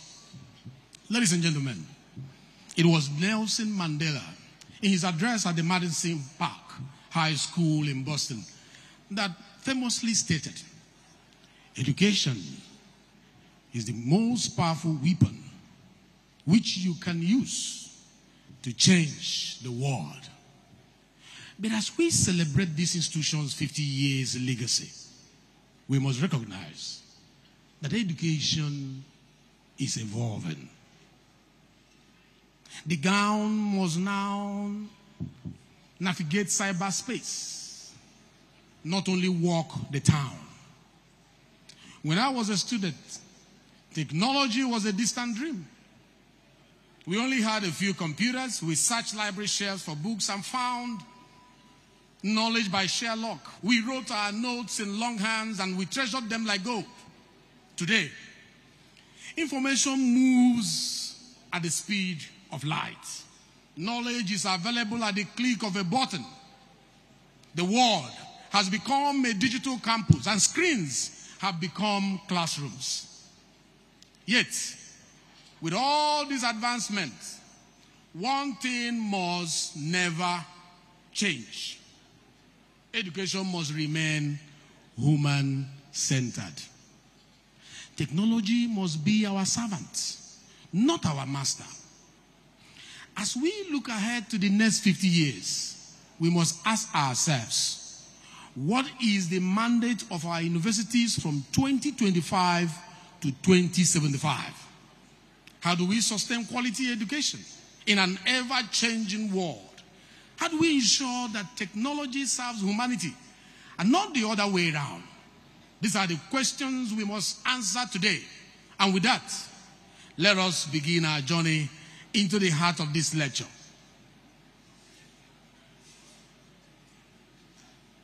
Put your hands together because we are just commencing the lecture. In this lecture, we are going to look at the gown in town universities as beacon of light, not ivory towers. At the core of this lecture, this topic, our gown in town and in cyberspace, sustainable and human-centered education, the mandate of our universities, 2025 to 2075. This topic invites us to reflect on a simple yet profound idea. Our gown represents the academic robe. Our gown in town is a symbol of our commitment to education that transcends the boundaries of the classroom and imparts the very fabric of our communities. Our universities were established as engines of progress. Today, however, we face problems highlighting a disconnect between academia and everyday life, just like Professor Eka pointed out. These problems arise not from a lack of intellect, but from a misalignment with society's needs. As teaching and learning have long been measured solely by academic metrics, the length of dissertations, the complexities of theories, and the splendor of research, rather than their real-world impact. The challenge before us is clear. Our universities must move beyond theory to practical impact. Bringing the gown into the town and now into cyberspace, where knowledge is applied and ideas ignite change. In his seminar work, The School and Society, it was John Dewey who emphasized the need for education to evolve in tandem with societal changes, cautioning against outdated teaching methods that failed to prepare students for future challenges. The true measure of education is its impact on the town. How many university projects directly tackle local challenges like power, healthcare, water access, food security, or transportation? If universities do not first serve their own communities, their achievements risk remaining confined to ivory towers. The chairman of this occasion, Professor Itka, agrees with me on that. Our research must offer tangible solutions, while graduates must be equipped to address real issues from policy refinement to sustainable transportation. If the town does not feel the impact of our gown, our education is incomplete. Our universities are more than centers of learning. They are the backbone of our community and nation. Their value lies not in certificates, but in real-world impact. Institutions must go beyond academic debate, producing research that shapes policies proactively, rather than reacting to crisis. They should serve as policy hubs, not just locally, but globally, proving that when education meets innovation, solutions follow. After all, it was Sir Ken Robinson who emphasized the significance of creativity in education, asserted, and I quote, "Creativity is as important in education as literacy, and we should treat it with the same status." It is time for our curricula to lead. Agriculture students must master drone mapping for pest control. Medical schools should integrate telemedicine and AI. Law faculties must adopt blockchain. For land registry reforms, engineering students must embrace robotics, and so on. When the gown mirrors the town's needs, productivity follows. When we bridge the gap between academia and society, university can drive national progress while contributing meaningfully to global knowledge. Thank you. Therefore, the question before us is simple. Will our universities shape the future or merely react to it? The answer lies in our collective commitment to innovation, commitment to sustainability, and commitment to purpose-driven education. But to shape the future, we must first understand how education itself has evolved. I want to tell you a little bit about the evolution of education and preparing for the future. Historically, education has been the bedrock of human civilization, evolving alongside societal needs. From the oral traditions of ancient Africa, where griots preserve history through storytelling, to the grand libraries of Alexandria, knowledge has always been the currency of progress. The evolution of education has always mirrored societal needs. In ancient times, learning was an elite privilege, with Socrates, Plato, and Confucius imparting wisdom to select disciples. The Industrial Revolution of 1760 to 1840 introduced mass education designed to produce factory workers for a structured economy. The 20th century brought standardized testing and mass schooling, a model that still dominates universities today. But in an era of AI and rapid digital transformation, can this outdated system truly prepare students for the future? Or are we training them for a world that no longer exists? Are we training the students, the leaders of tomorrow, with the manuscript of yesterday? The evolution of work is evidence of how education must constantly adapt. Many jobs that once defined entire industries have vanished. You may recall that telephone switchboard operators of 1950s and 60s were replaced by automated systems, just as video store clerks disappeared with Netflix and digital streaming. Typists became obsolete with word processors, and newspaper typesetters lost their relevance to digital publishing. Kodak a giant in the photography industry, exemplified this shift.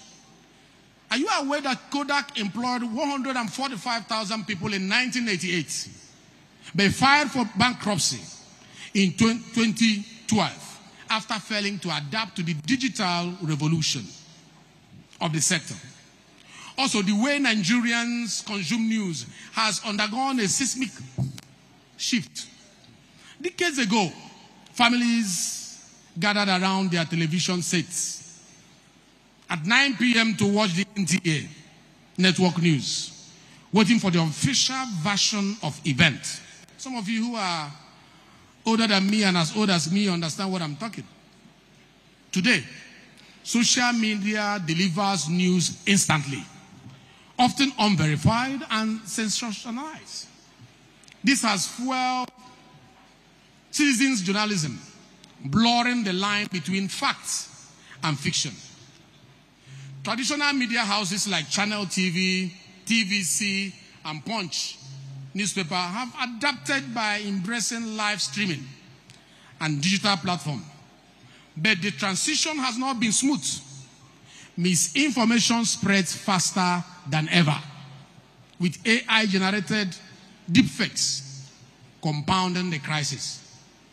Are you aware that the 2022 report by the Center for Democracy and Development found that over 75% of Nigerians had encountered false information online?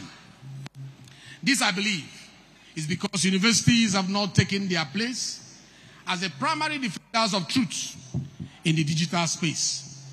Journalism and mass communication program must evolve to train fact-checkers, digital forensic experts, and AI-literate media professionals. Ladies and gentlemen, today, AI and automation are reshaping industries.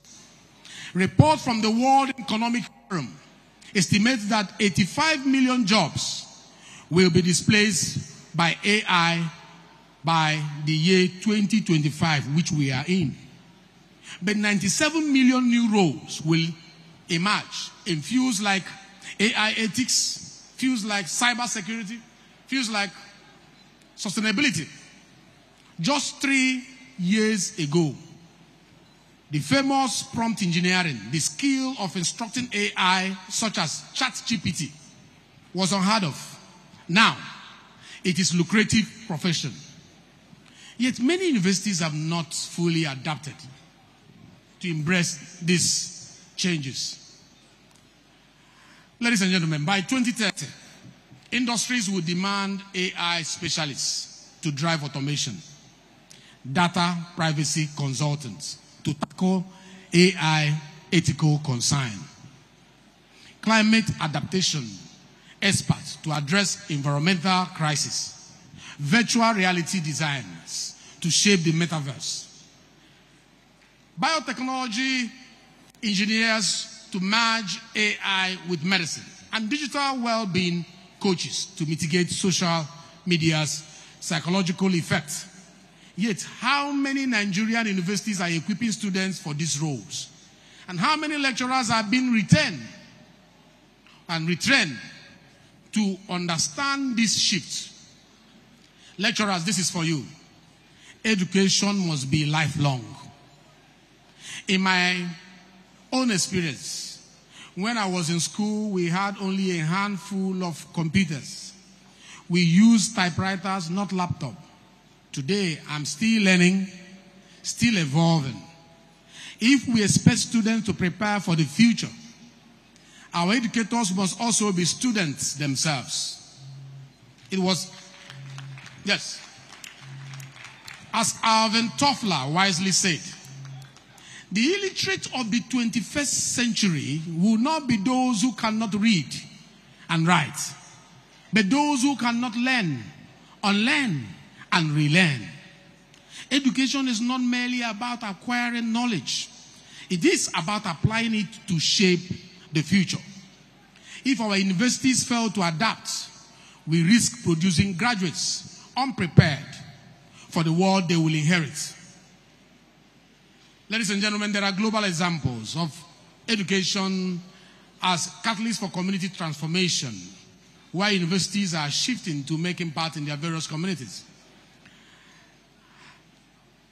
This is only not applicable to Nigeria. Around the world, universities are redefining their roles by aligning research, just like Professor Eka said, with community needs.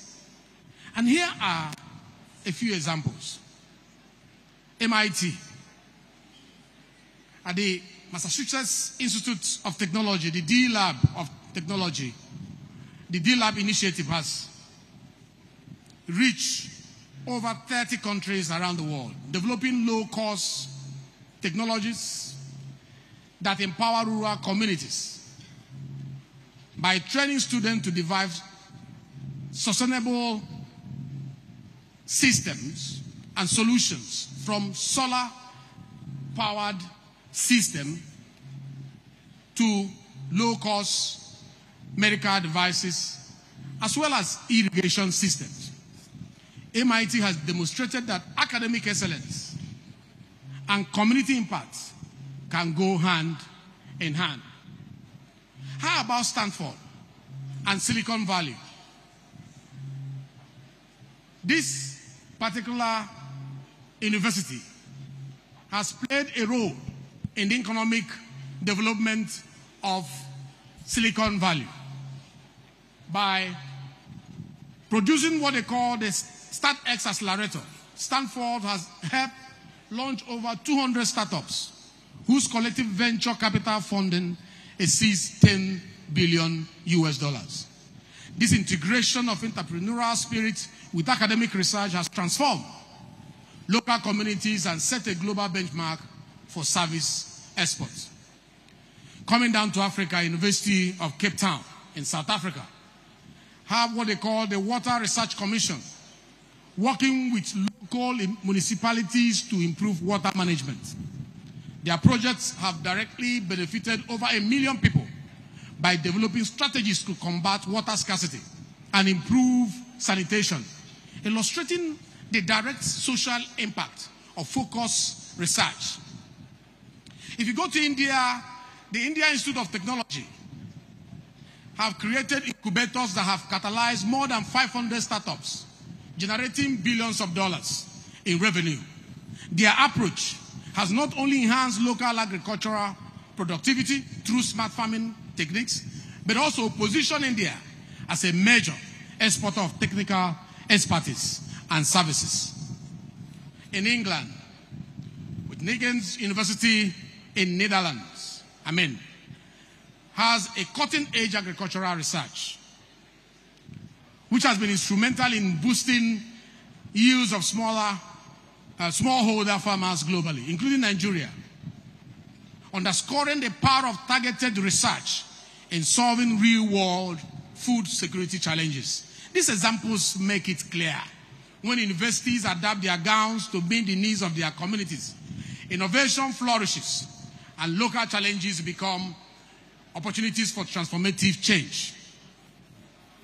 When we talk about education in cyberspace, let us focus on the digital awakening, which is education without borders. That's what comes to mind when I think about that. In 2025, technology enables a child in Aba, where I grew up, to watch robotics lecture from MIT on solar-powered tablets, which is a powerful bridge between global innovation and local opportunity. Yet many of our universities in Nigeria still rely on outdated methods and curricula. This is not merely a technological gap. It is an urgent call to harness the digital revolution. Over the past 2 years, or if you like decades, digital learning initiatives have significantly expanded from what it used to be to what it is today. According to UNESCO reports, the number of students enrolled in massive open online courses, which is known as the MOOC, surged from 0 in 2012 to at least 220 million in 2021. Additionally, since the onset of the COVID-19 pandemic, more than 1.5 billion students worldwide have transitioned to online education. In its report, the World Economic Forum identified information and communication technology literacy as one of the foundational literacies essential for the 21st century. These statistics are not just numbers. They outline a roadmap for a collective future. A science fiction author known as William Gibson once said, "The future is already here. It's just not evenly distributed. The time has come to stop trailing behind and start leading. We must rise to our full potential, transform education, and ensure that every Nigerian youth has the power to shape the future. We must transform our educational institutions by integrating real-time data analytics, virtual labs, and interactive platforms, ensuring our graduates are prepared to lead in an interconnected world. Our classrooms should evolve from innovation hubs from what it is now to innovation hubs, where ideas seamlessly bridge theory and practice. We must empower our youths not just to adapt to the future, but to create it. This is our awakening, a decisive moment to harness the boundless potentials of education. While progress is on the way, several high potential areas require urgent attention from our universities. And here are the few critical areas where we must drive change. 1, gender equality in education. Empowering women and empowering nations. We are witnesses to the innovation that the current VC has brought to the University of Calabar. The facts speaks for itself. When you hand over administration to women who has the competence to lead, they lead well. University of Calabar is being led well. Put your hands together for the Vice Chancellor. As we set our sights on Agenda 2075, it is time to rethink our approach to quotas in higher education. For the past 5 decades, admissions in Nigerian universities have largely been determined by geography. A system that, while addressing regional disparities, has done little to harness the untapped potential of our female students. Instead of geographic quotas, we must prioritize gender parity to increase women's participation in governance and leadership. If we want them to lead, we must prepare them by making sure we give them spaces to learn. Our quota system should serve as a tool for empowerment, ensuring that women, who are already the backbone of our homes as chief executive officers, step confidently into boardrooms and decision-making centers. Research by IDRC partners in South Africa and Ethiopia revealed that critical disparity exists in STEM field. STEM is science, technology, engineering, and mathematics. So that field, there is a gap there. And this runs through across African universities. Let me inform you that studies from 60 institutions in 8 nations highlight that women are more likely to drop out of STEM programs and face persistent microaggressions. Meanwhile, many institutions lack or fail to implement gender-focused policies. UNESCO data is there staring us on our faces. And their data tells us that female enrollment in tertiary education in sub-Saharan Africa is only about 40%, while only 24% of academic staff are women. A gap that further widens at the professorate level. In Ghana, for example, only 8% of professors in public universities are female. And the African Evidence Research Database shows that just 32% of researchers are women.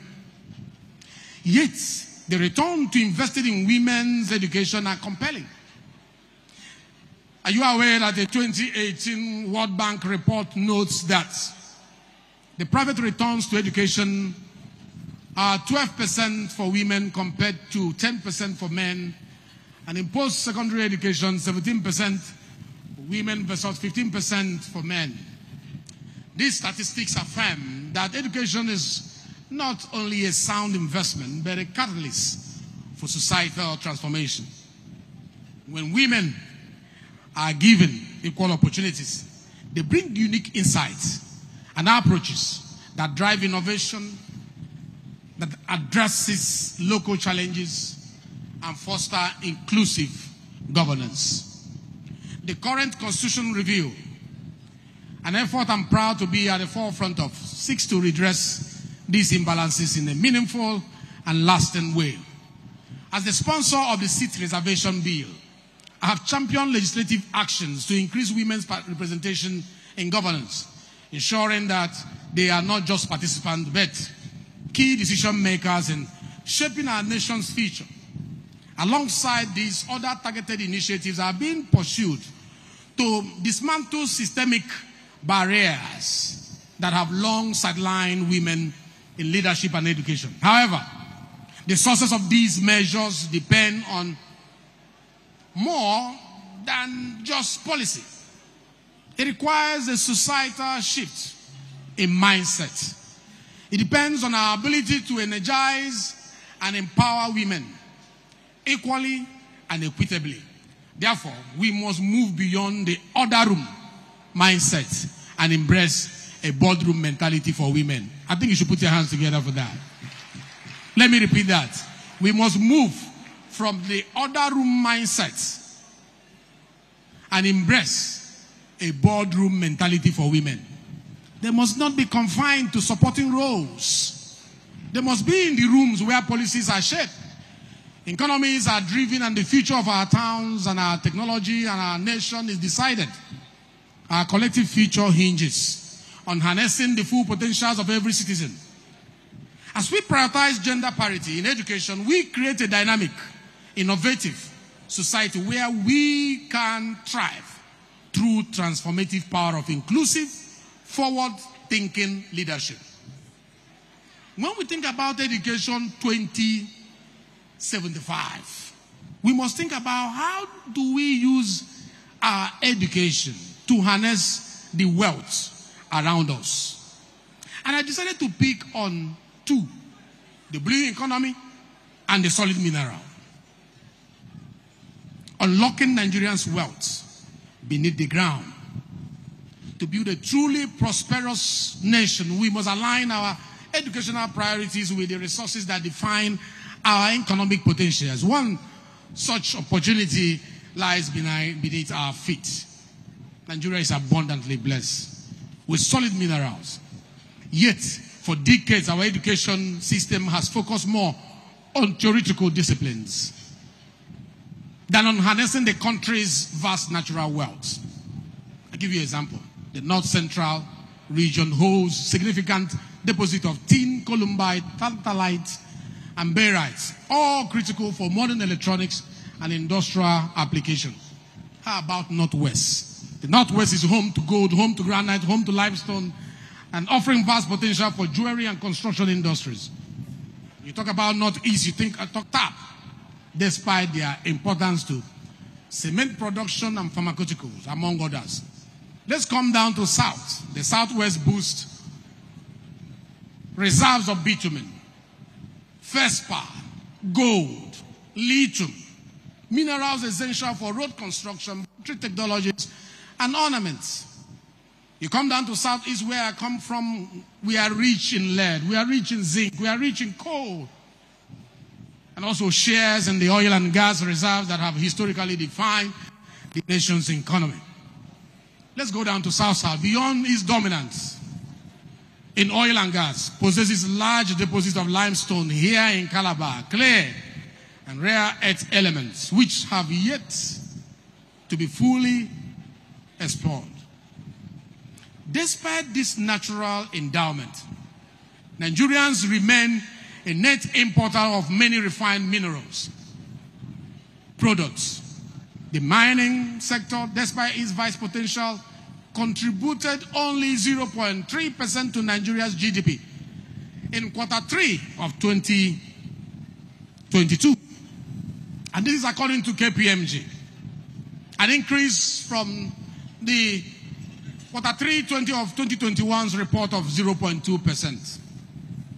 But still, very far below its capacity to drive economic transformation. The gap between what we have and what we gain from it highlights a crucial flaw in our educational system. Few universities dedicate faculties to mining. Few universities dedicate faculties to mining processing or extractive methodology. Research into value addition and refining and sustainable mining practices remain minimal. If our goal is to make education in 2075 more impactful and productivity driven, then it must align with the needs of the nation, ensuring that the abundant resources beneath our feet become a catalyst for industrialization and economic prosperity. This administration has made commendable strides in repositioning the mining sector. Yes, we need to put our hands together for this administration. I say so because the amendment of the mining laws have created a more attractive investment environment for investors and responsible exploration. And I thank the President of the Senate who is seated here, the Speaker, the members of the Parliament who are seated here, the Senators and the House of Rep members for seeing the gap in that sector and refining the laws to make it more welcoming for investors. Let's put our hands together for our legislators. The establishment of the Nigerian Mining Commission ensures regulatory compliance and strategic mineral development, while the recently launched Mining Fund is set to support small-scale miners and encourage local value addition. These policy changes will remain mere documents. However, unless we develop the necessary human capital to drive them, countries like China, countries like Germany have long integrated mining into their national educational strategies. What is holding us back? They are producing engineers, geologists, and mineral economics equipped to transform their economies. For instance, Germany's Freiberg's University of Mining and Technology, which was established in 1765, is one of the world's oldest universities dedicated to mining sciences. How about China? China's integration of mining education has fueled industrial growth. Nigeria must do the same. Universities should establish specialized faculties. The Vice Chancellor is listening, the professors here, you are listening, heads of department, the faculty deans are listening. The universities must establish specialized faculties, collaborate with industry leaders, and offer hands-on training in mining and mineral processing. Making technical education accessible in local languages will boost participation in this sector. A strong mining education system will create jobs. It will drive industrialization. And it will shift Nigeria from raw mineral exports to local processing, thereby strengthening key industries. Having said that about the solid mineral, let's talk about the blue economy. Long before now, there was no Ministry of Blue Economy in this country. There was no intentional and deliberate effort to make sure we tap into the resources, the wealth that is in our oceans. But looking at the blue economy is key to maritime prosperity. Just as Nigeria's natural wealth lies beneath the ground, it also stretches across our vast coastline, an untapped economic powerhouse. The blue economy, which leverages ocean and water resources for sustainable growth, remains one of the most promising yet underdeveloped sectors. Ladies and gentlemen, with over 853 kilometers of coastline and 200 nautical miles of exclusive economic zone, Nigeria is strategically positioned to leverage its vast maritime resources. According to a study by Awoputi Adetoshe Emmanuel, Nigeria's inland waterways cover approximately 149,909 square kilometers, constituting about 15.9% of the country's total area, which, if properly harnessed, could revolutionize trade, transportation, fisheries, tourism, energy generation.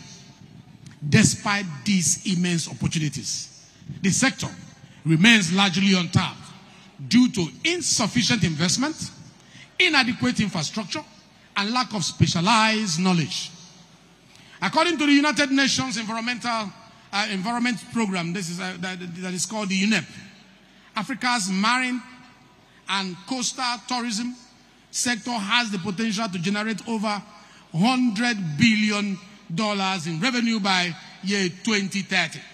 Additionally, projections indicate that the continent's blue economy could yield about $576 billion annually and create about 127 million jobs by year 2063. Yet, Nigeria's maritime assets remain underutilized. Our ports are clustered in Lagos, strangling trade and inflating prices. Why are maritime students not modeling economic impact of a decentralized port system? Why aren't logistics departments and faculties partnering with fishing communities in nearby Bakassi, as well as Oron down the road, to design cold change networks?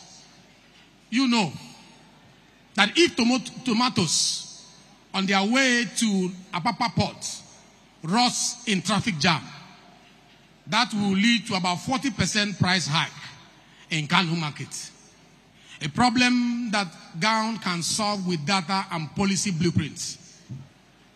Yes, the blue economy holds vast potentials, but its universities must lead in developing the sector, especially specific expertise. How many institutions offer maritime studies, oceanography, or marine engineering? How many research centers focus on marine conservation, coastal management, or offshore renewable energy?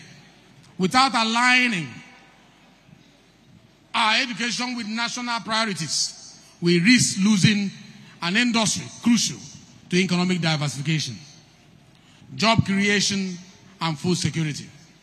As we advance towards Agenda 2075, education must evolve to include hydrospace studies alongside town and cyberspace development.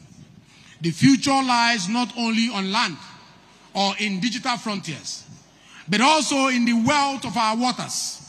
Our universities must rise to the challenge, producing the maritime economists, the naval architects who will position Nigeria as a leader in Africa's blue economy.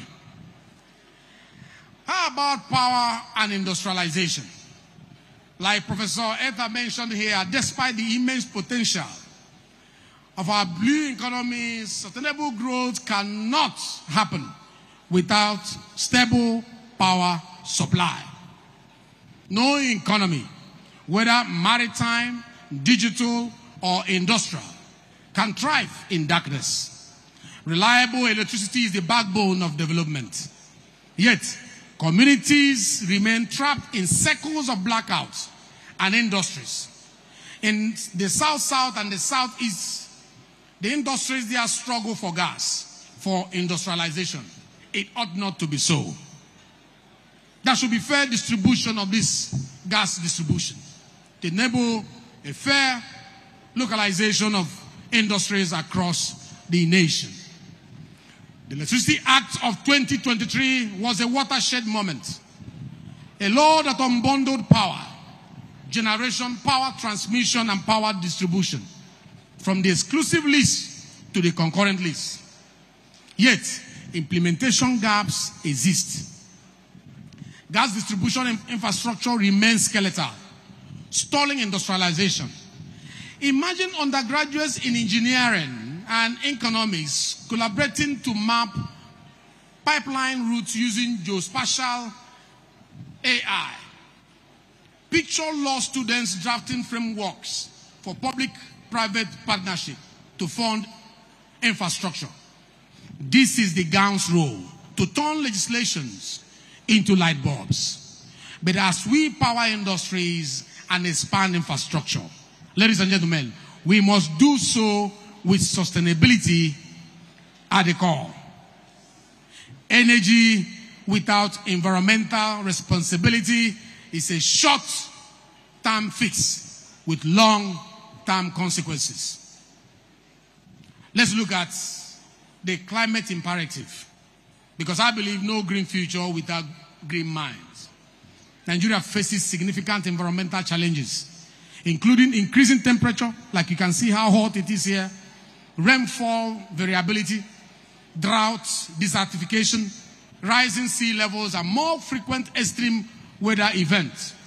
These issues have led to biodiversity loss, reduced food and water security, increased poverty, and negative health outcomes.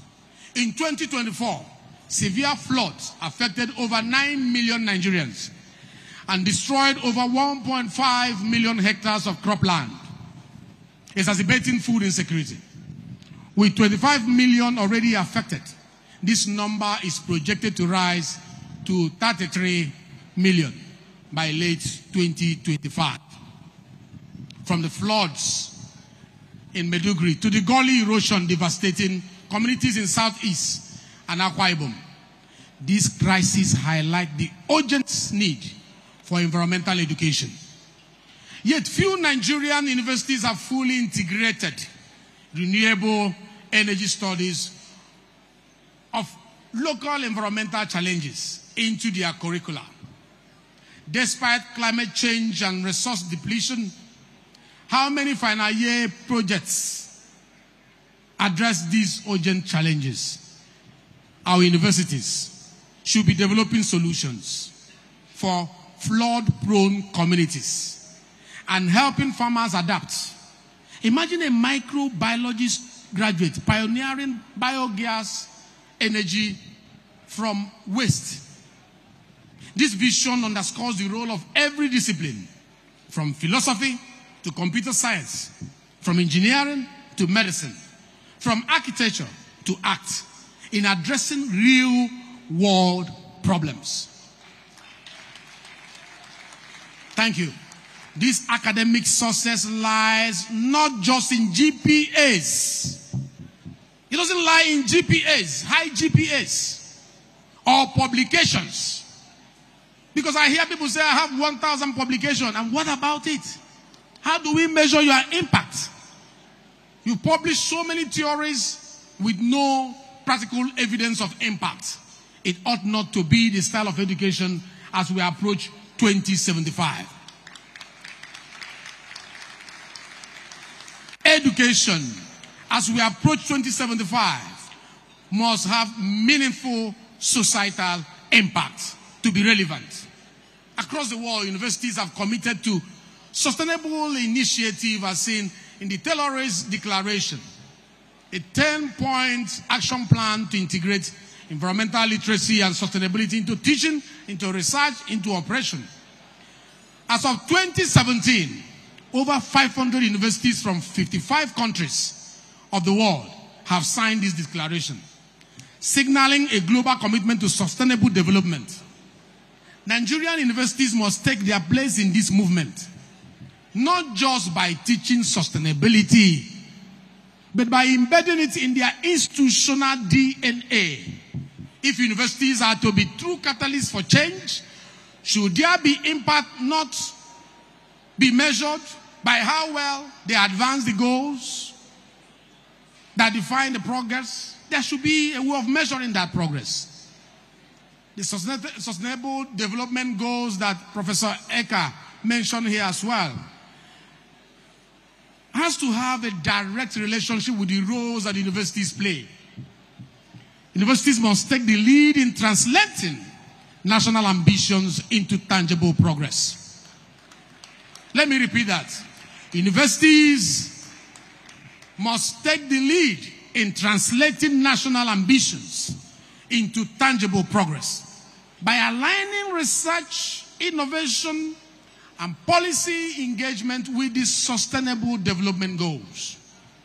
As centers of knowledge creation, they have a responsibility to drive solutions that foster inclusive growth, that foster sustainability, that foster resilience. Education, when we talk about SDG, we have SDG 4 and SDG 8 talking about workforce development.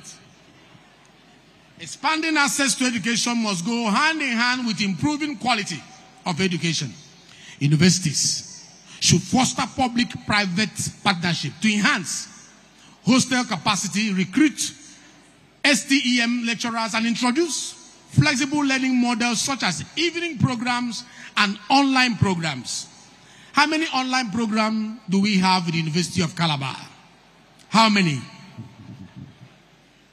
Few, if there is any. There is a gap to increase it. But I must commend them because there is a little shift from what it used to be when I was here.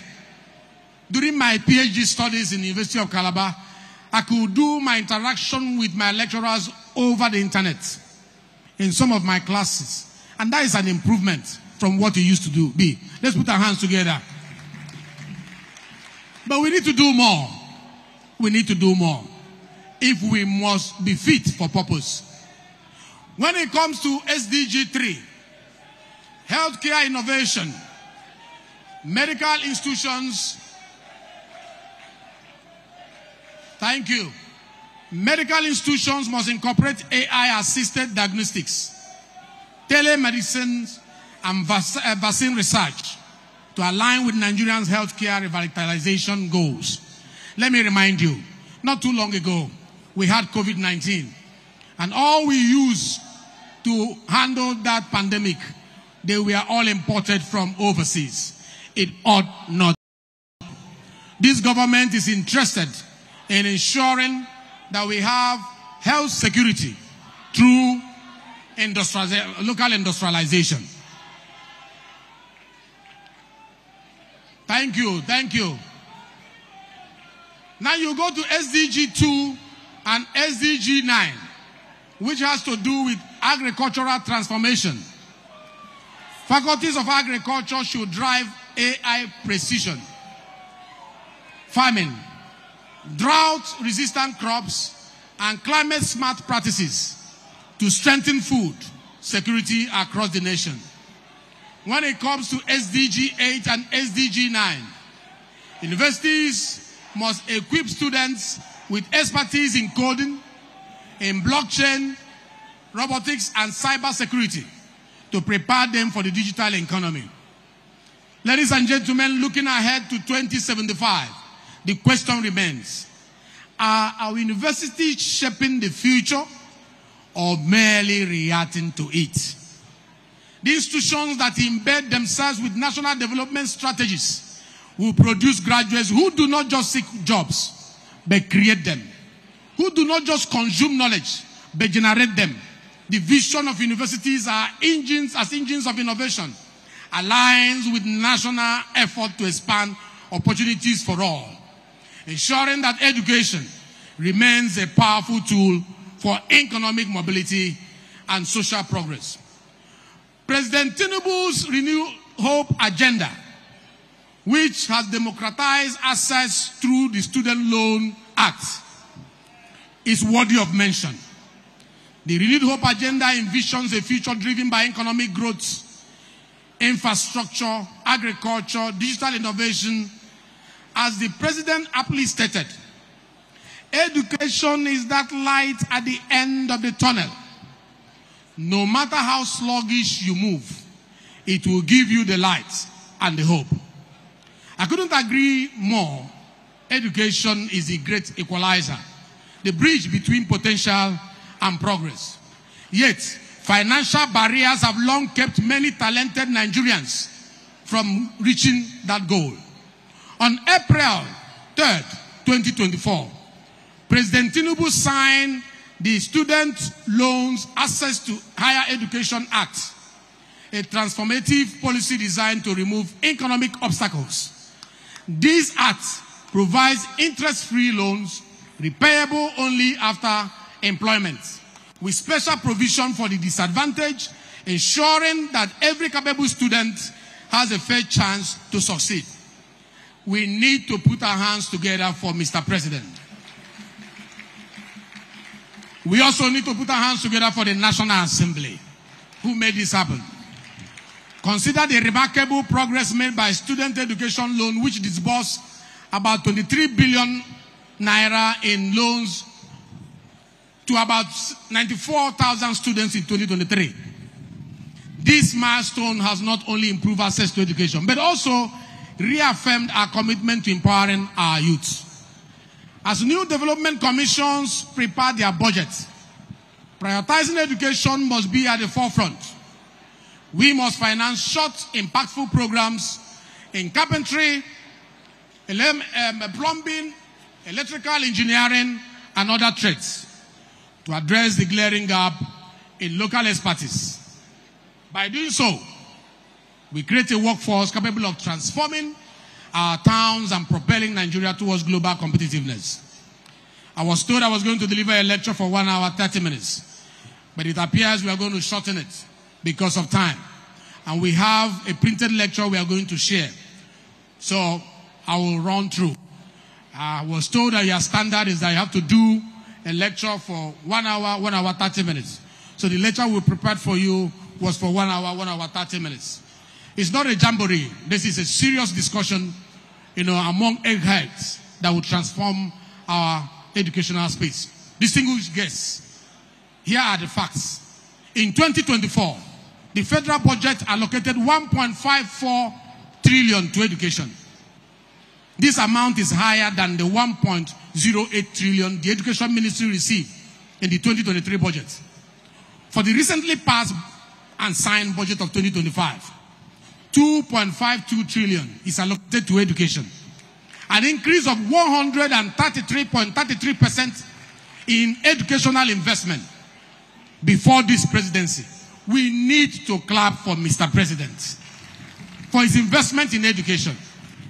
As Nigeria advances with President Tinubu's renewed hope agenda, education stands at the foundation for sustainable development, aligning with the United Nations Sustainable Development Goals and the African Union Continental Framework. In my role as the chairman of Committee on Monetary and Financial Affairs at the Pan-African Parliament of the AU and chairman of Finance and Budget Administration at the ECOWAS Parliament, I have seen how strategic investment in education drive transformative change across continent. My experience as well, including serving on the steering committee of the Parliamentary Conference on the World Trade Organization, reinforces the urgent need for sustainable educational financing to secure our future. The removal of the external funding sources like the US aid has underscored the importance of looking inward. Our government effort to reduce foreign debt must be complemented by domestic investment in education. Ladies and gentlemen, it was Kofi Annan, the former Secretary General of the United Nations, who emphasized the transformative power of education during his address at the World Bank Conference in 1997, where he said, knowledge is power, information is liberating, education is the premise of progress in every society, in every family. Our mission is to produce graduates who excel academically and can also export world-class services, much like India's global talent strategy. By equipping students for cyberspace, we position them as ambassadors of innovation, driving knowledge exports, aligning with the SDG and the African Union framework. That is reinforcing our commitment to regional integration.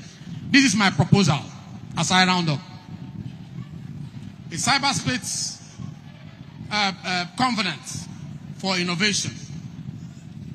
Distinguished guests, I propose a transformative triple helix approach. And This approach is uniting universities, industry, and government into a seamless engine for innovation. This model was first articulated by scholars like Henry Escovitz and Leodesdorf, who teaches us that when these three pillars collaborate, boundaries blur and breakthroughs emerge. As Escovitz once remarked, innovation thrives when academia, industry, and government engage in a continuous dynamic dialogue. Let us define this concept clearly. The triple helix is the idea that the interplay among educational institutions, private enterprise, and public policy creates a fertile ground for economic and societal advancement. Across the globe, from the robust innovation ecosystem of China and Germany to the vibrant tech hub of Silicon Valley, this model has been key to industrial dominance. We must translate this theory into practice. We can apply the following actionable strategies, and therefore I propose, number one, establish collaborative innovation hubs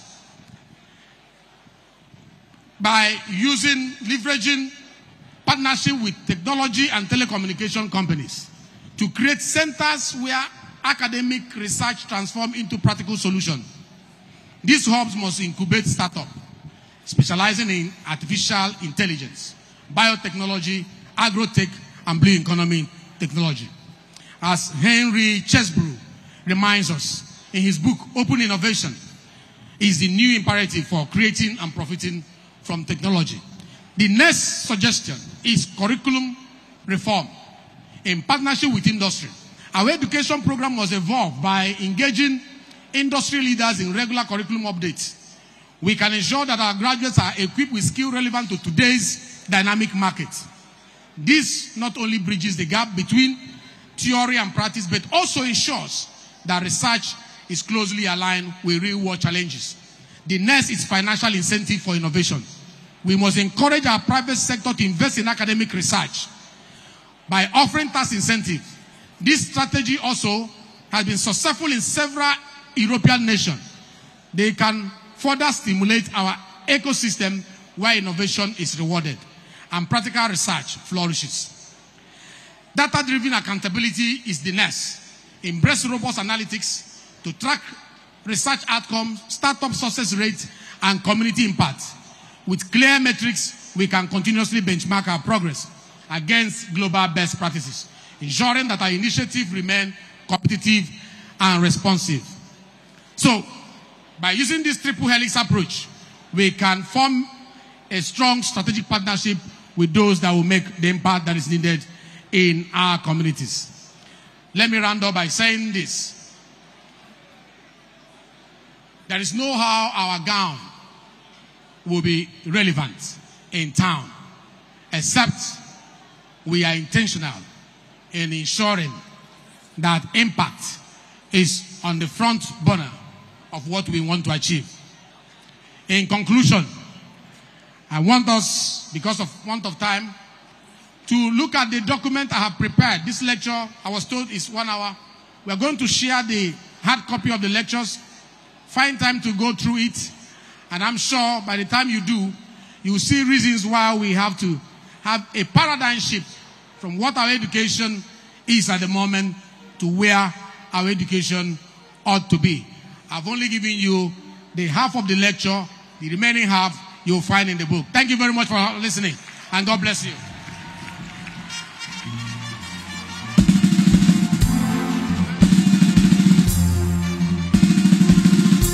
Please, can we celebrate our speaker? We want to invite our Chancellor to please come up for the presentation. We are told he's gone for prayers. So, sir, I want to present. Please, sir, maybe we'll excuse you for saying he's gone to pray. When he's back, we will handle that just within the building. Thank you, sir. Please. Thank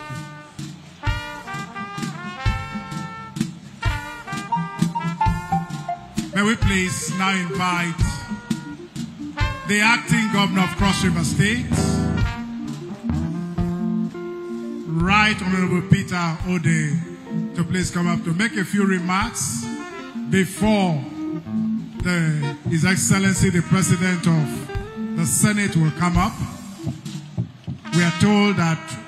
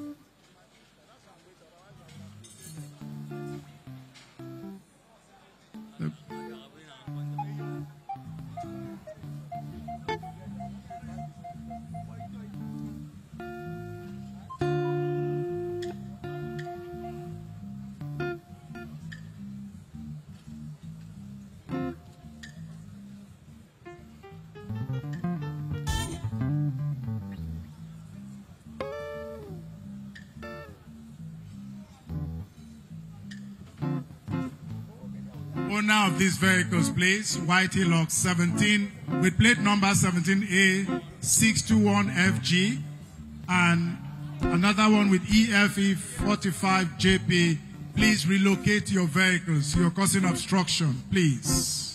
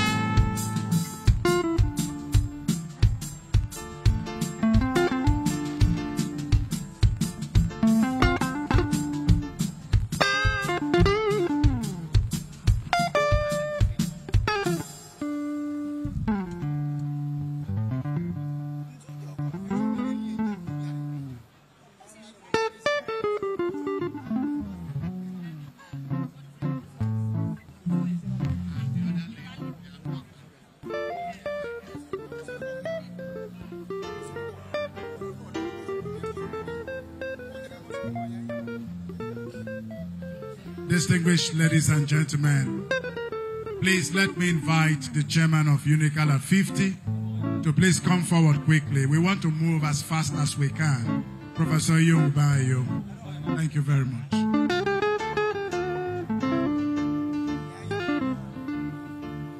Distinguished ladies and gentlemen, we've officially moved into the second segment of this program.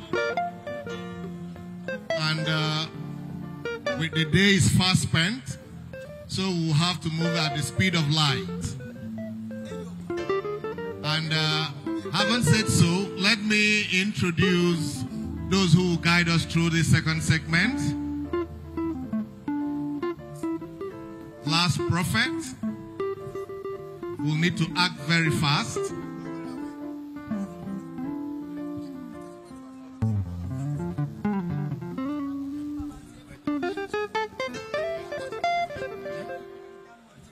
You just take it.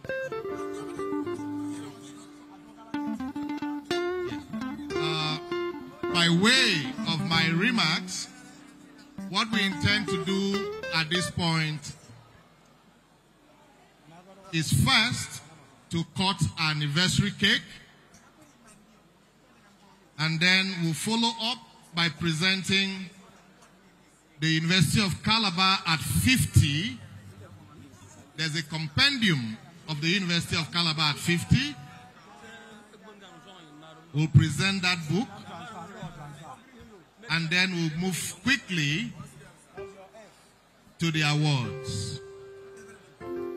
After the awards, we'll equally take donations from award recipients, and then we'll try to raise funds for the 50th anniversary projects of our university.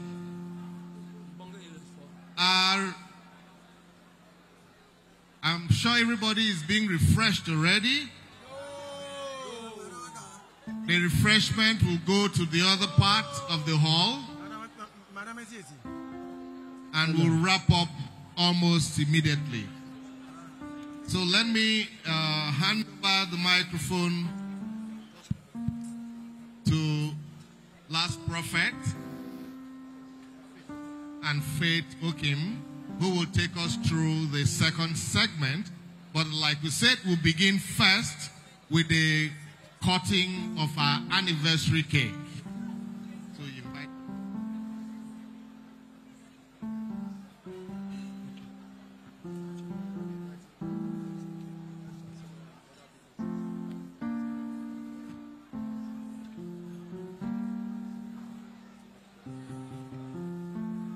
All right.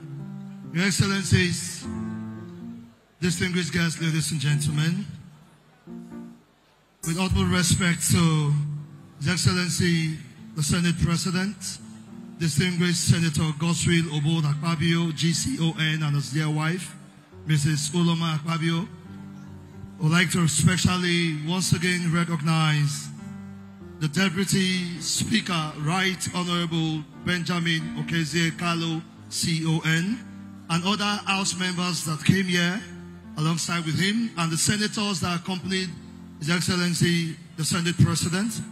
Would also like to recognize most respectfully the Acting Governor of Cross River State, Right Honorable Peter Ode, PhD, and other members of the State Executive Council here present. Would like to also recognize the Deputy Speaker and other members of the Cross River State House of Assembly, local government chairman here present, the Pro-Chancellor, the Chancellor of our university, the Vice Chancellor, Professor Florence Banku Obi the First, and other principal officers of the University of Calabar, the National President of the Alumni and Chapters here present, heads of ministries and parastatals, captains of industries and awardees here present, visitors and friends of the University of Calabar, ladies and gentlemen. My name is Awade Friday, also known as Last Prophet, the Uncommon MC.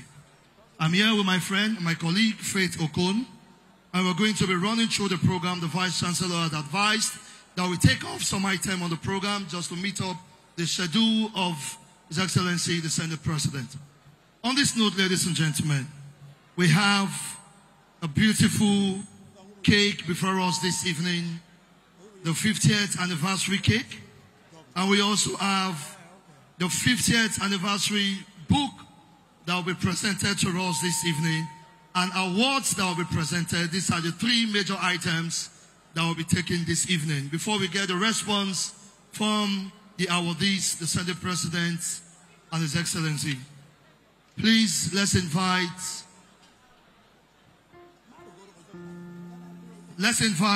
to take the introduction of the Senate President, the gentleman that came from the National Assembly is to take that item. Thank you very much.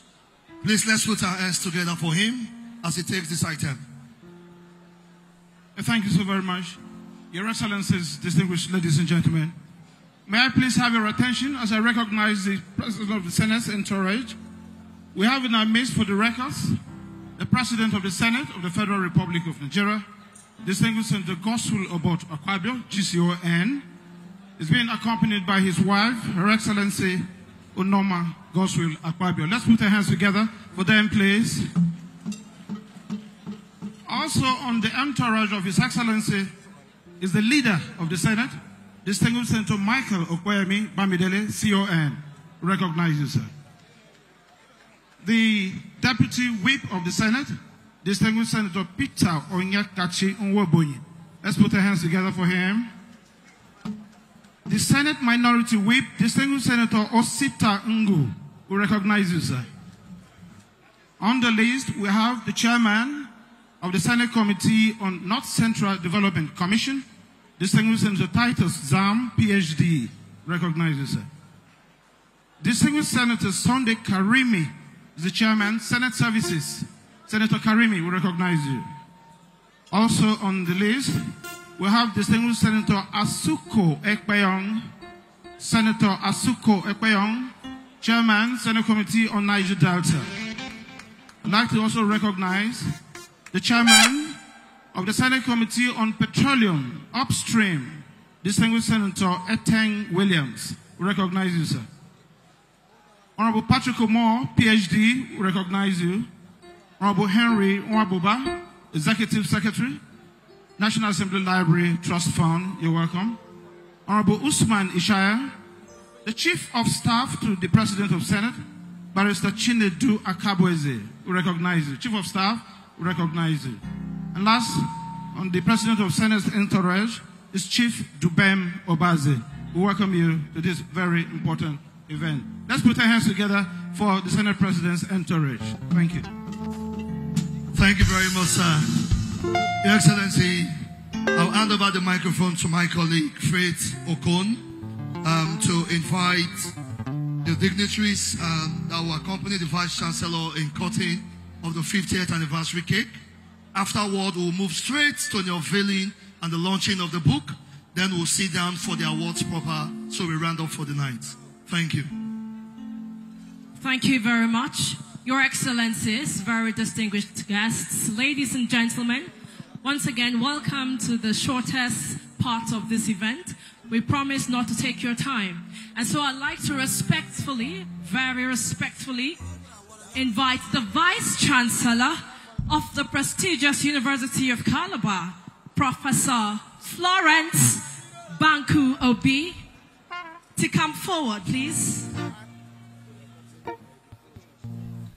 Professor Florence Banku Obi, F-A-F-T-R-A, F-N-A-E-C, M-N-A-E-J-P.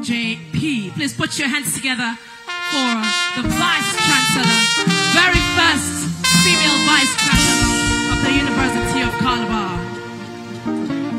To accompany the Vice Chancellor, can we invite the Pro-Chancellor, please? The Pro-Chancellor, the Chancellor, our distinguished Senate President, our very own distinguished Senate President, Senator Godswill Obot Akpabio, GCON, to join our Vice Chancellor for cutting of the cake, and also our convocation lecturer, the Deputy Speaker, my in-law, Right Honorable Benjamin Okezie Kalu. I'm married for Mohafia, by the way. So I would like you to please also join the Vice Chancellor. And we also have our very own, very own, the man we are very proud of, the acting governor of Cross River State, His Excellency, Right Honorable Peter Ode, PhD, to also join in cutting of the cake.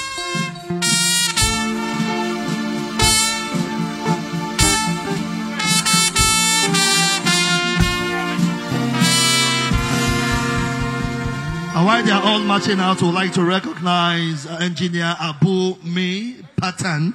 You're welcome, sir. Thank you so much. As part of the entourage of His Excellency, the Senate President.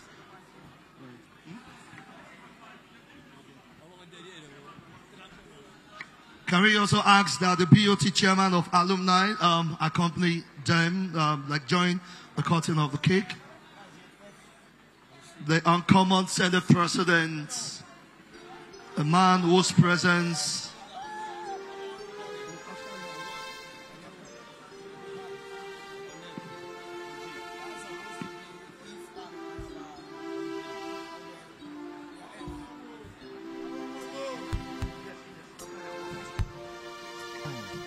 Thank you very much, our own Senate President, the Deputy Speaker, and our Acting Governor. We would like to respectfully invite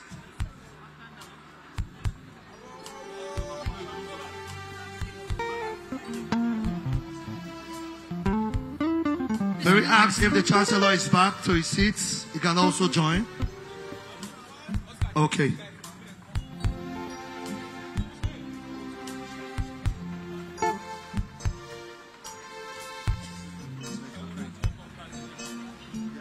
Can we invite Professor Eka Braid to please officiate the cutting of the cake? Professor Eka Braid, please. I'd also like to request respectfully that the wife of the Senate President should please join us to cut this beautiful cake. Please, a big, big hand for the most beautiful woman in the room this evening. Please, let's wait for the wife of the Senate President. Ma, you are going to help us officiate the cutting of the cake, ma. So I'll hand over the mic to you. You know, when you are married to a beautiful woman, you go everywhere with her. The Senate President, I'm proud of you, sir. So, Mama. Yeah. I'm going to take the count from 0 to 50. From 0 to 50. Yes. From 0 to 50. Because of time, I will skip some years. 0, 10, 11, 13, 23, 30, 35, 40, 41 and a half and 6 months, 45, 46, 47, 48, 49 and 50.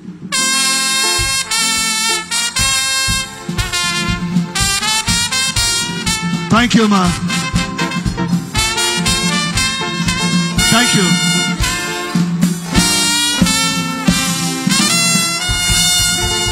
Quickly, can we invite the uncommon Senate President as he accompanies all our dignitaries to the book so we can formally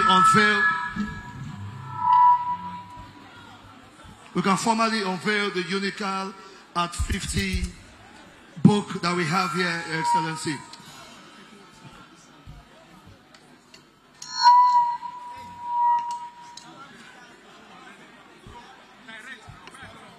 This is where they are unveiling the book. Please, can we just give space?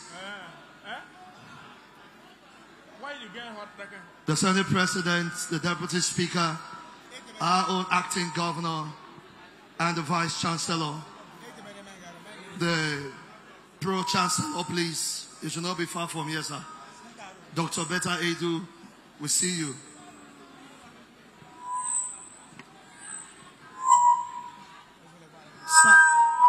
Sound, please. Let's do better.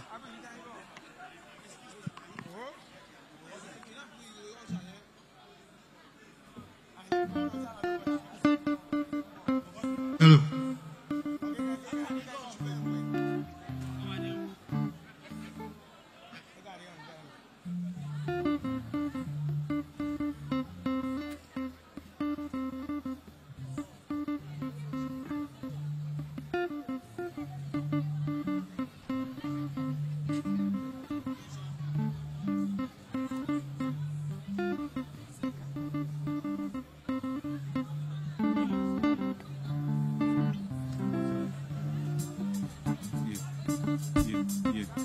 Yeah. All right, see.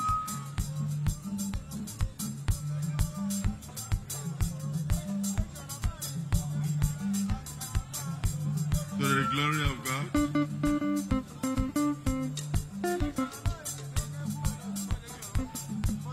My great honor and privilege as an alumnus of this university to be alive, to see the university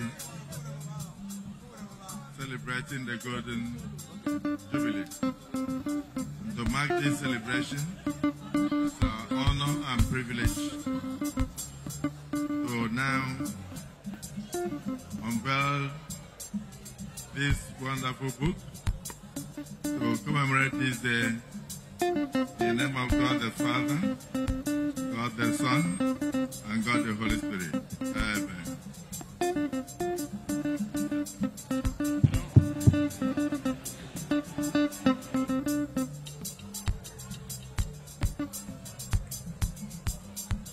Please, the band, can you stop, please? Thank you.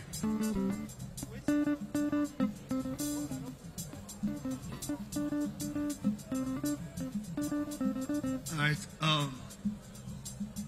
Immediately after now, we'll respectfully ask that members of the university community, our dignitaries and our guests here, this book is here. After the unveiling, we expected a lunch, yes, and a support to the unveiling of the, yes, sir. So we'll hand over the microphone back to our uncommon Senate President to take the lead. Your Excellency.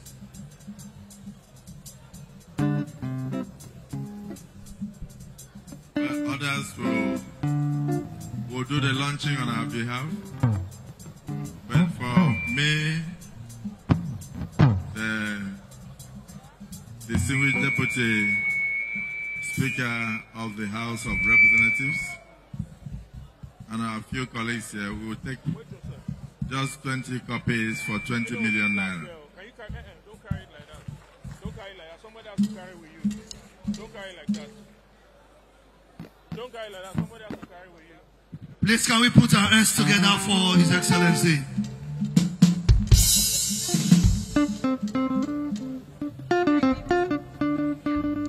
Can we invite the TVC admin, please? His Excellency, the acting governor would love to say something. Your Excellency.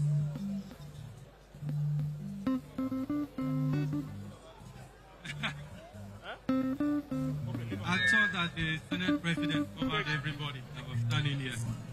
But since he did not cover, so on behalf of the state government, we'll 10 million naira. On behalf of the state government, 10 million naira from the acting governor. The Deputy Senate President. Deputy Speaker. Yeah, I've received permission from the Senate President to accommodate the members of the House of Rep who came with me with the sum of 15 million. Extra. 15 million added to the 20 million. Thank you very much. Can we invite the TVC academics and TVC admin, please? You are needed here.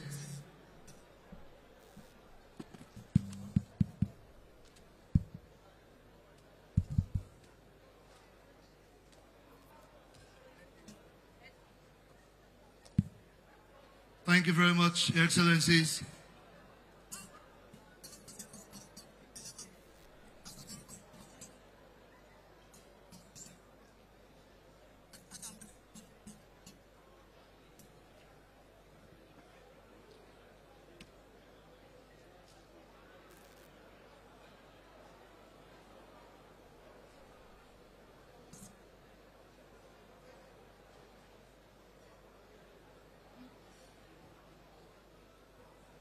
We are going to immediately present the awards of the Senate President, and then we'd like to respectfully ask that all senators that had accompanied him here would also join him out to receive the award.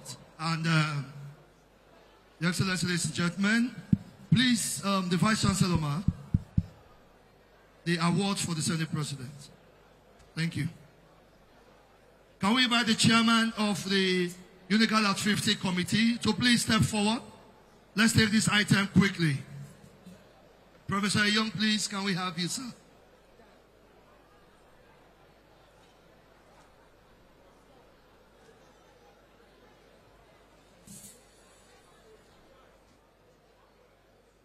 We expect that apart from the pronouncement by the uncommon Senate President, we respectfully ask that the members that have accompanied him here would also touch the book for their district, for their senatorial district. Okay, he has covered them. Oh, okay, thank you. The Senate President had covered other people that came with him, and the Deputy Speaker had covered the members that accompanied them here. Okay.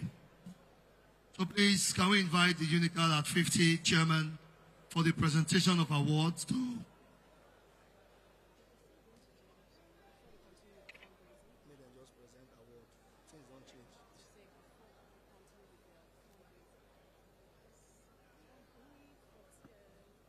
Please, can we hear music on the background?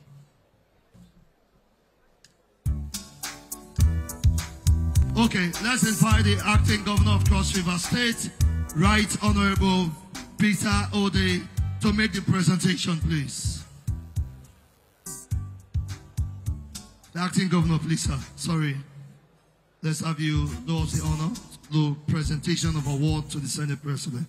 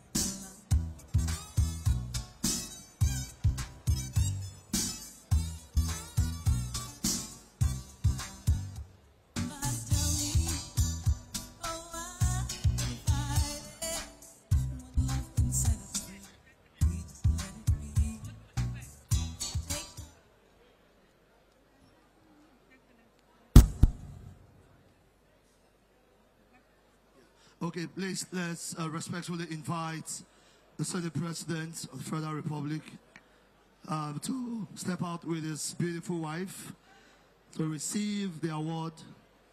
Since, yes, the award is for the Senate President, to be presented by the acting governor of Cross River State. Please, thank you.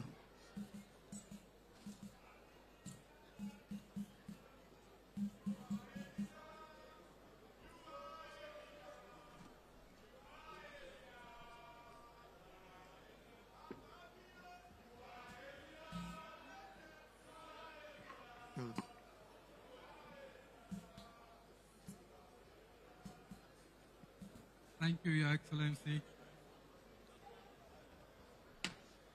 Normally, I don't think I am qualified to present an award to you.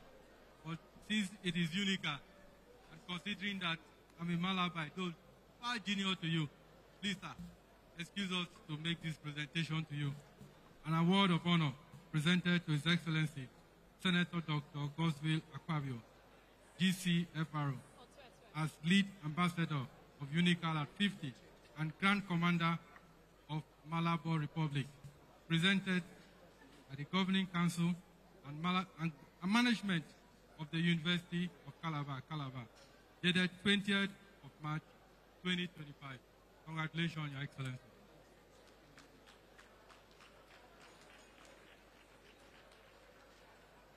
Thank you very much, Your Excellency. Just a slight correction.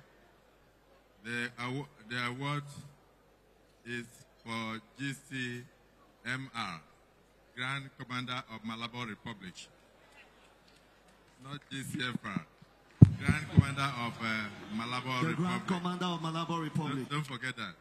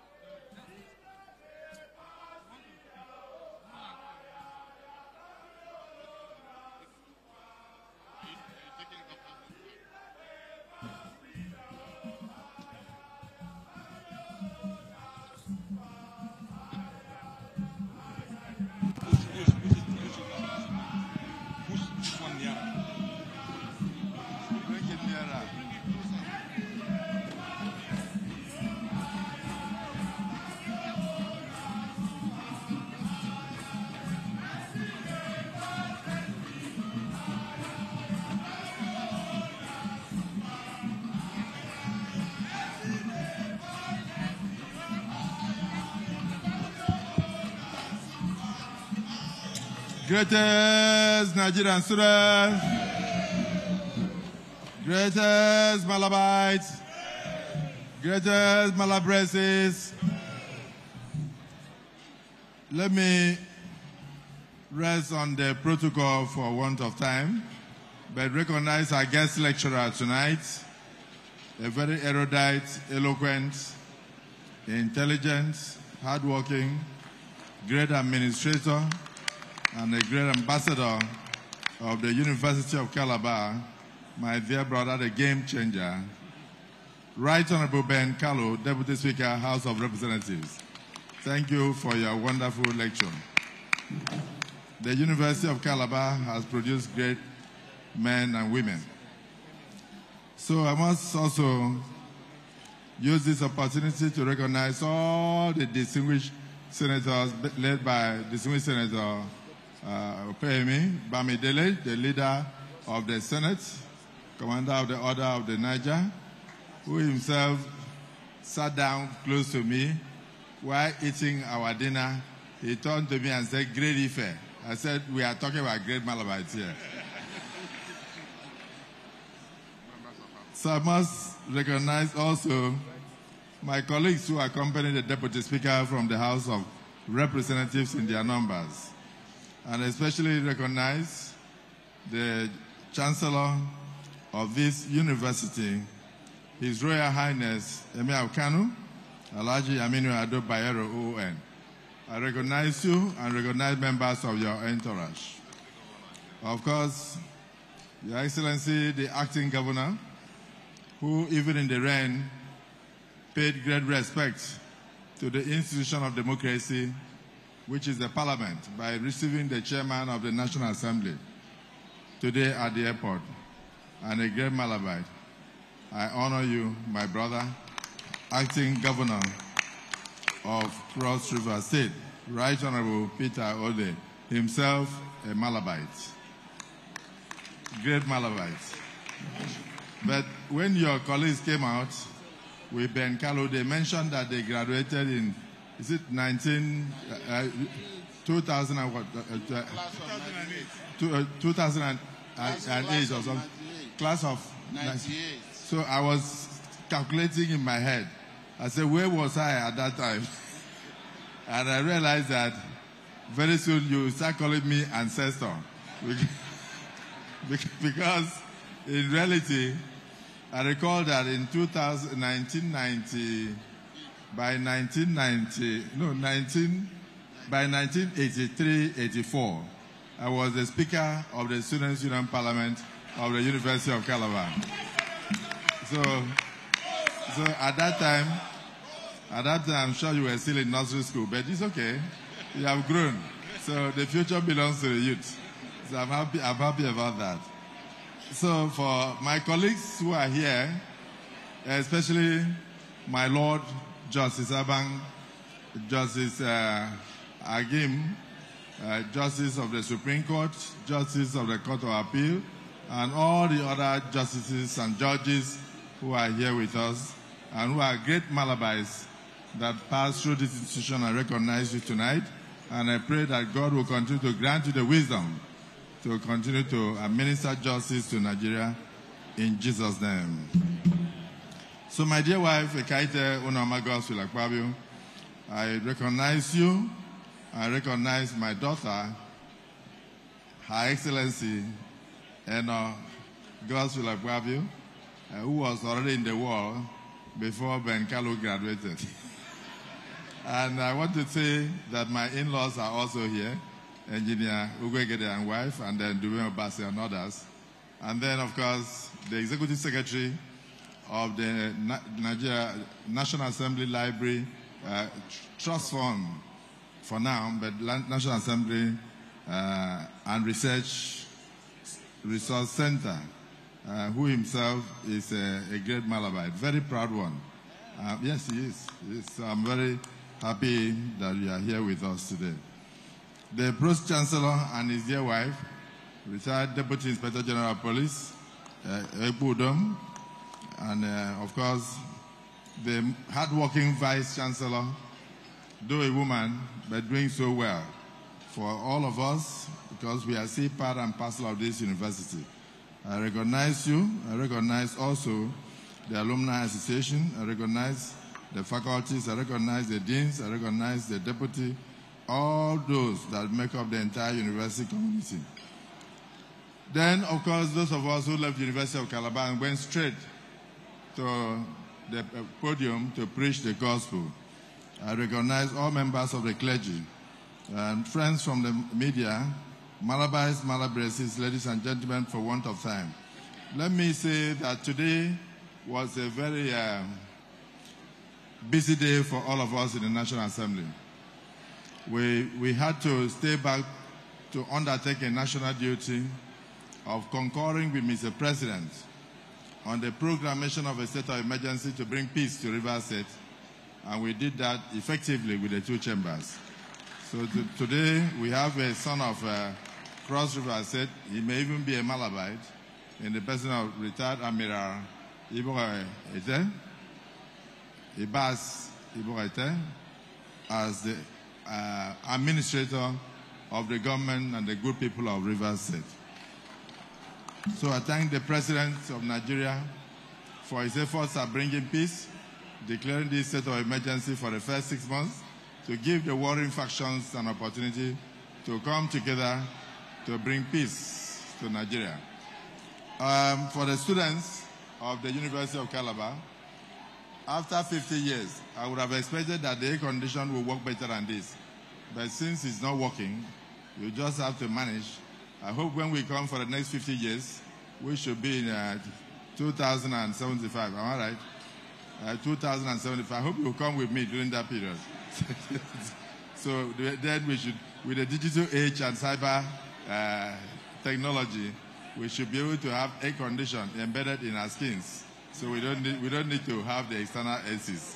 So I also recognize all of you. Reflecting on my journey to this university, I'm profoundly grateful to God Almighty and the University of Calabar for the foundation. It provided me. I recall when I left 1987, 1988 to Nigerian Law School, and I graduated there from, we were able to make it in such a way that almost all of us from University of Calabar Faculty of Law, we passed in excellent colors. So just to say for the great Nigerian students in the Faculty of Law, great Malabais in Faculty of Law. Okay, tomorrow you will help me because I brought a brand new bus for you for Faculty of Law, so it's not a problem. So I'll donate that tomorrow to you. And then also for the Students' Union Government of the university, since I was your speaker, I also brought a brand new bus for you. I'll also present that. I'll present that tomorrow.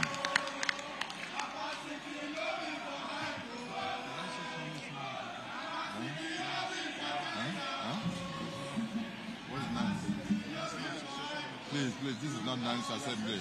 We're talking about Unica, you're talking about Nan. Well, there is a young senator behind me, Senator Asuku Ekpenyong. So, Deputy Speaker, at least you are older than somebody behind me.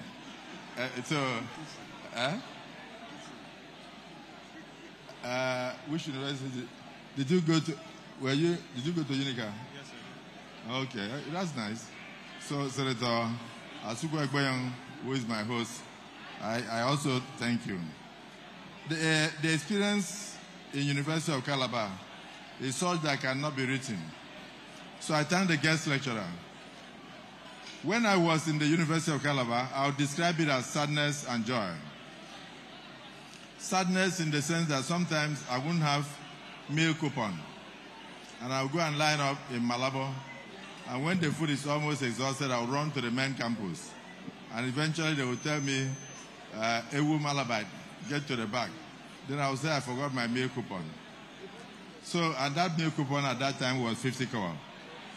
So when I couldn't afford 50 kowa sometimes, I had to resort to what some of you are probably doing now, which was 001. But sometimes afternoon is more essential. So I used to do 010. 010. So whatever you are passing through now as a student, recognize that resilience and sacrifice will take you very far. Do not lose hope. Know that if I can stand in front of you to receive an award at the Golden Jubilee of this university, despite the adversities I went through, then you too can do the same. May God make your dream come true in Jesus' name. My journey has been such that probably since we left University of Calabar, I was probably the first person to serve for 6 years as a commissioner. I think that is a record. Very uncommon. And thereafter, I was the first person to serve, defeat the incumbent government, defeat about 57 aspirants because of malabitic spirit to become a governor of Akwa Ibom State. And I served for 8 years, 2 consecutive terms, and I was able to bring about uncommon transformation. Very uncommon. That is University of Calabar. So I learned a lot from here. And thereafter, I went to the Senate, and the first day, the first week, I was made a minority leader on recognizing the fact that I had parliamentary experience from Malabo. So I became a minority leader of the Senate. And then, thank you. And thereafter, I think from there I went up and I became a minister of the Federal Republic of Nigeria, looking after about 9 states of the Federation. Again, very uncommon. And by the grace of my colleagues and the grace of God Almighty, and particularly the support of my dear wife, Ekaite Onoma Gosulakbabio, my political advisor. Today, I stand before you as the President of the Nigerian Senate of the Federal Republic of Nigeria. So let me say that I pay great tribute to a transformative leader who is on the saddle today as President of Nigeria, Asiwaju Bola Ahmed Tinubu.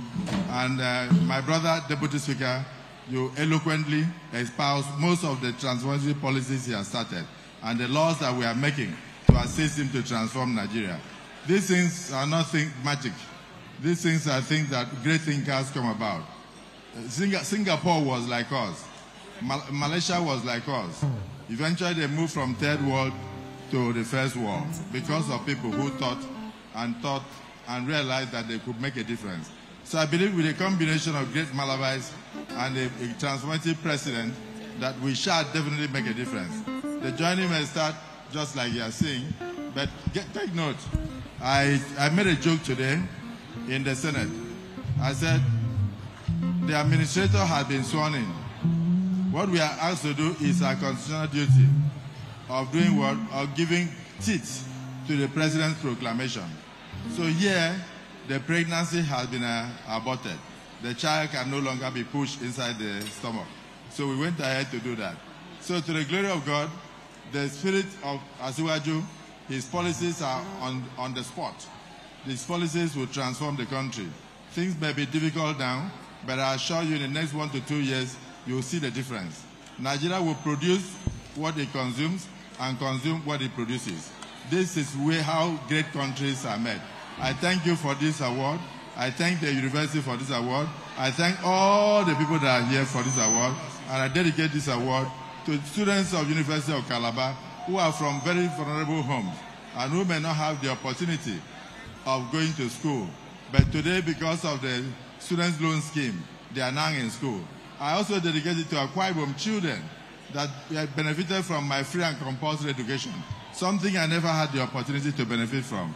And I said, finally, I dedicate the award to the glory of God, to God's glory, God Almighty, that just like God has done it for me, God will do it for you. Can you say amen? Can you say loud amen? So I thank you all. Thank you so much. Thank you very much. Uncommon Senator. Uncommon favor.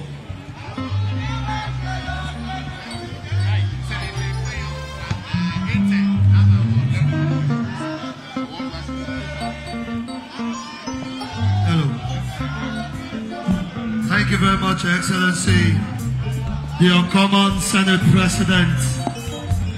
I would also like to respectfully recognize Distinguished Senator Asuko Egbeyon, an amazing Malabite, an amazing senator, doing us proud, doing us very proud at the Red Chambers. Yes. Very humble, very accessible, and always there when you reach out to him. Thank you so much. We would like to respectfully invite the Emir. Thank you. Please. So I'd like to most respectfully at this juncture invite the Chancellor of the University of Calabar, Alhaji Aminu Ado Bayero OON, the 15th Emir of Kano, to do us the honors of presenting the memento to the 37th lecturer, convocation lecturer for today's occasion, the Deputy Speaker of the Federal House of Representatives, Honorable Benjamin Kalu, CON. Thank you very much. Please a big hand for him. Please, let's put our hands together as he's stepping out for the presentation.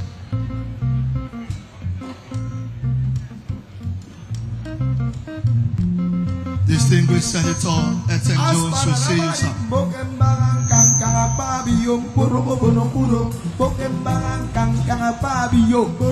While they are stepping out, I would like to respectfully recognize an amazing local government chairman from Akwa Ibom State, a man I respect so much, Honorable Gideon Uwa, the chairman Etimeku Akwa Ibom, is also an awardee tonight. Sir, your men are not smart.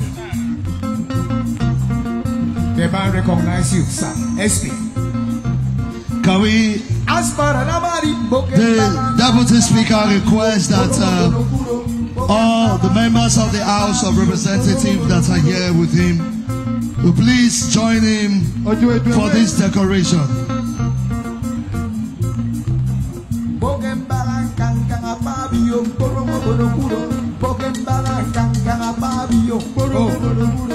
So the man see you fully.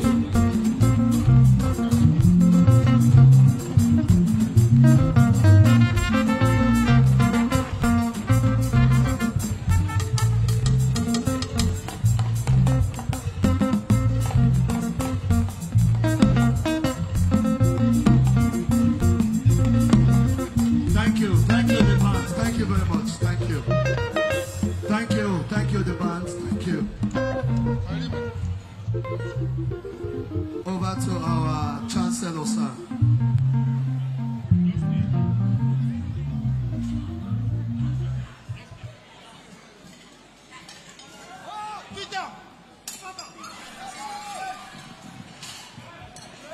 أعوذ بالله من الشيطان الرجيم بسم الله الرحمن الرحيم وصلى الله على النبي الكريم.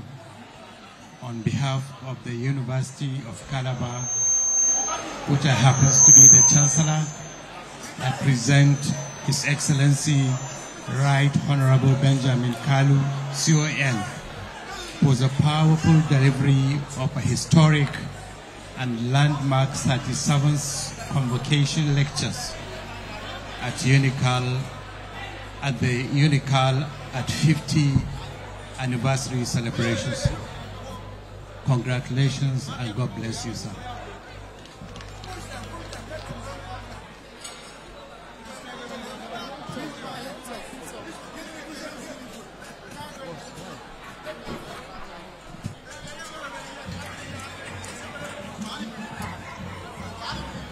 What an amazing presentation there by the Chancellor to our convocation lecturer for a job well done. And immediately, award presentation will be done to him while he's still standing. Please, let's take the microphone.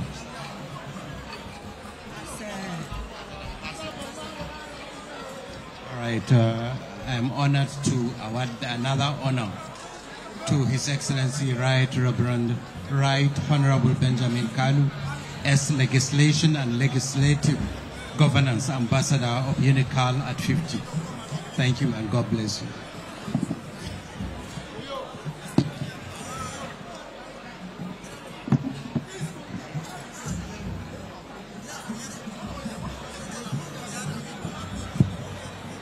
Thank you so much for that presentation.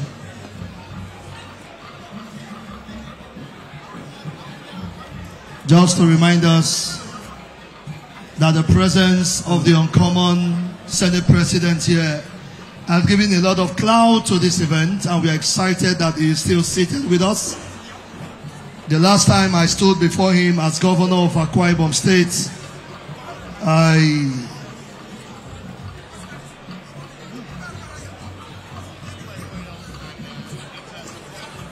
the last time I stood before the uncommon Senate President when he was governor, I was invited as one of the comedians for one of their events. The uncommon Senate President uncommonly changed our lives as comedians. So, and I'm so excited that I'm standing before you again tonight. Our lives should not remain the same, Your Excellency. If as governor things happen, as Senate President, better things will happen.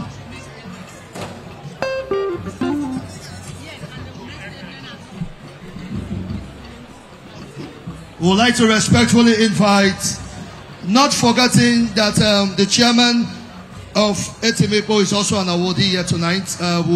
He has pleaded that we should get him up so we can join his principal, the uncommon Senate President, should in case he would be leaving soon, he would love to join him. Can we invite distinguished Senator Ekpeyong Asukwa to please step forward for his award? And please, we expect that all our awardees moving forward will make statements of commitment. If it's for Suki, we are not shaking. He has excess capacity. That one is not a problem.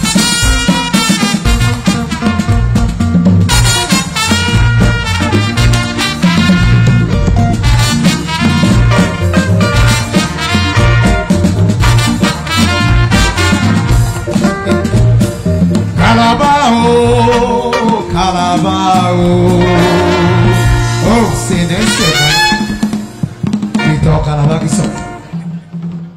thank you. That's a very special University of Calabar band. A round of applause for our own band.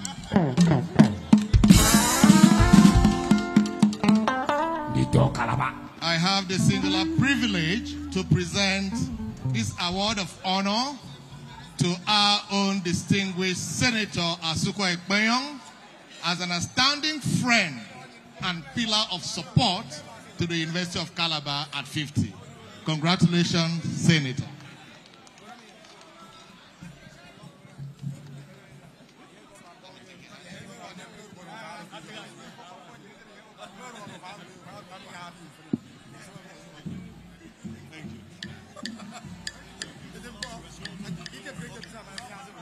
All right, so please can we invite the senator representing the Central Senatorial District, distinguished Senator Eten Jones, please, for this award.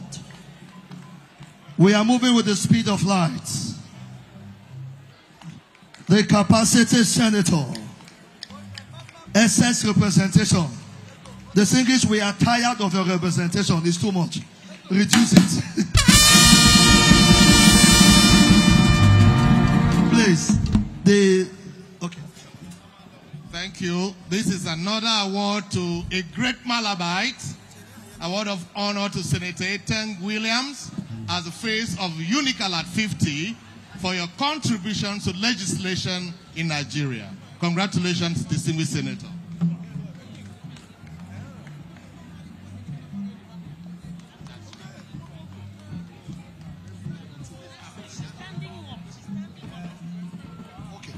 All right. I would like to quickly invite, before our guest lecturer make his statements, we want to present to the acting governor, sir. Please, sir.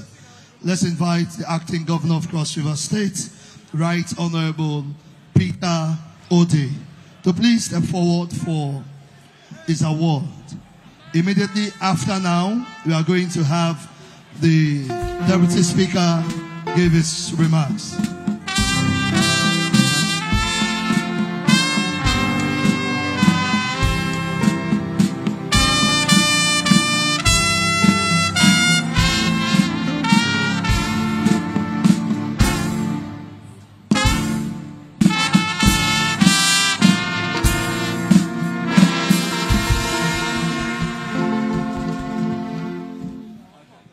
Cross River State are lucky to have both the governor and the deputy governor as great Malabites. And like I've told people, if you want to win any election in Nigeria, come to the University of Calabar. When you come, we provide you with the necessary ingredient and spirit, and we'll back you with all the support, and you will always win. You can ask my uncommon Senate President. Ladies and gentlemen, this is an award of honor presented to His Excellency Right Honorable Peter Ode as an ambassador of UNICAL at 50 for his contributions in legislation to our country and our dear Cross River State. Congratulations, sir. Thank you very much, the President of the Senate and leader of the South-South, a very lovely wife, and all the senators that are here today, the Deputy Speaker of the House of Reps, a great Marabite. Deputy Speaker, I will say that perhaps I wasn't born when we heard of Dr. Nnamdi Azikiwe, but at least we were in UNICAL when we heard of the great Chuba Okadibo. I would say that your lecture is a combination of both the oratory of Nnamdi Azikiwe and the eloquence of Chuba Okadibo. The lecture is far-reaching, and it will open a watershed for development of education in Nigeria. I'm a proud Malabite, and perhaps the only Malabite here with 3 degrees from University of Calabar. First, a degree in sociology, an LLB in law, and a PhD in conflict resolution. So I am Malabite redefined. And I'm happy to serve under a governor who is also a Malabite, and very proud of the institution. We believe, and very strongly so, that in the next 50 years, University of Calabar is going to not just produce the President of the Senate, they will produce the President of Nigeria, Vice President of Nigeria. They'll produce more ministers. Beth Aidu is here, one of the Malabreses who have been a minister. We'll produce more ministers, more governors, and more senators coming from the University of Calabar. I congratulate the University of Calabar at 50, and will continue to support UNICAL. Thank you, and God bless you. Thank you very much. The acting governor of Cross River State, the man who has redefined humility and loyalty that could take a generation of politicians to topple. Thank you very much once again, Your Excellency.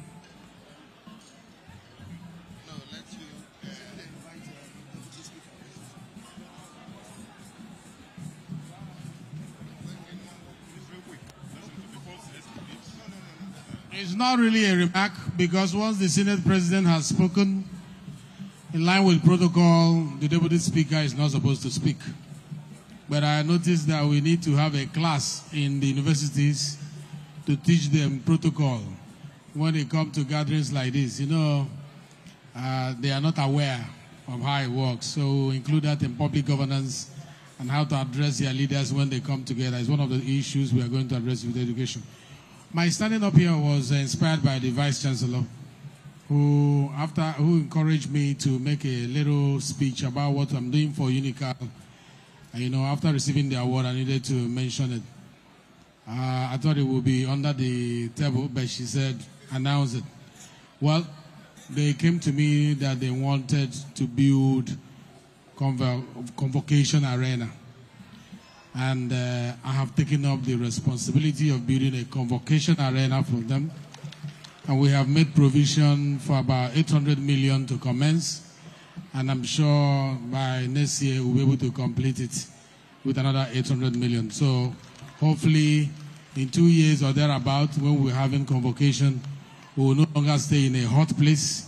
We'll stay in a place that is air-conditioned, well air-conditioned. Thank you very much, and thank you for this award. I appreciate it. God bless you. Please find time to read my lecture. My lecture was delivered only 1/3. The remaining 2 parts, read it. We'll share the hard copies and we'll give you the soft copies. Please put it in your libraries.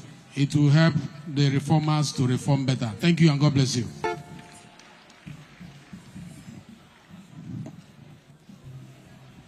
While the Senate President is upstanding, having a handshake with the Deputy Speaker, I think is for now. We would like that everyone be seated. Let's be seated while the Senate President and his dear wife, accompanied with all the senators that are here, take their leave. John Common, Senate President, we celebrate you. Can we invite Uncommon Transformer?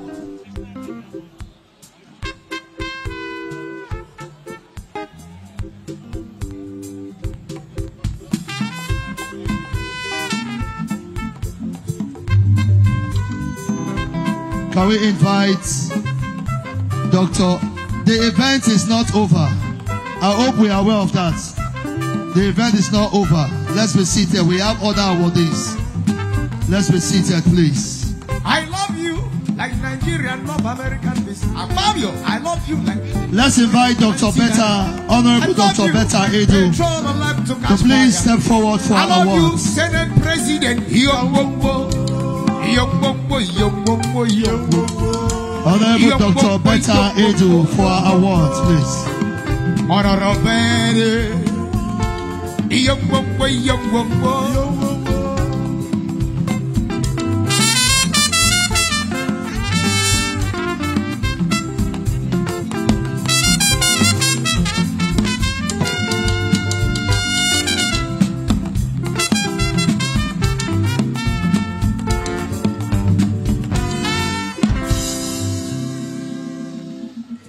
Thank you, Unical Band.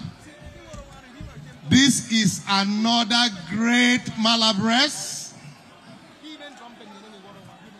And this is an award of honor presented to our own Better is Better. Dr. Betta Edu, as the face of Unical at 50 for outstanding contributions to humanity. Congratulations.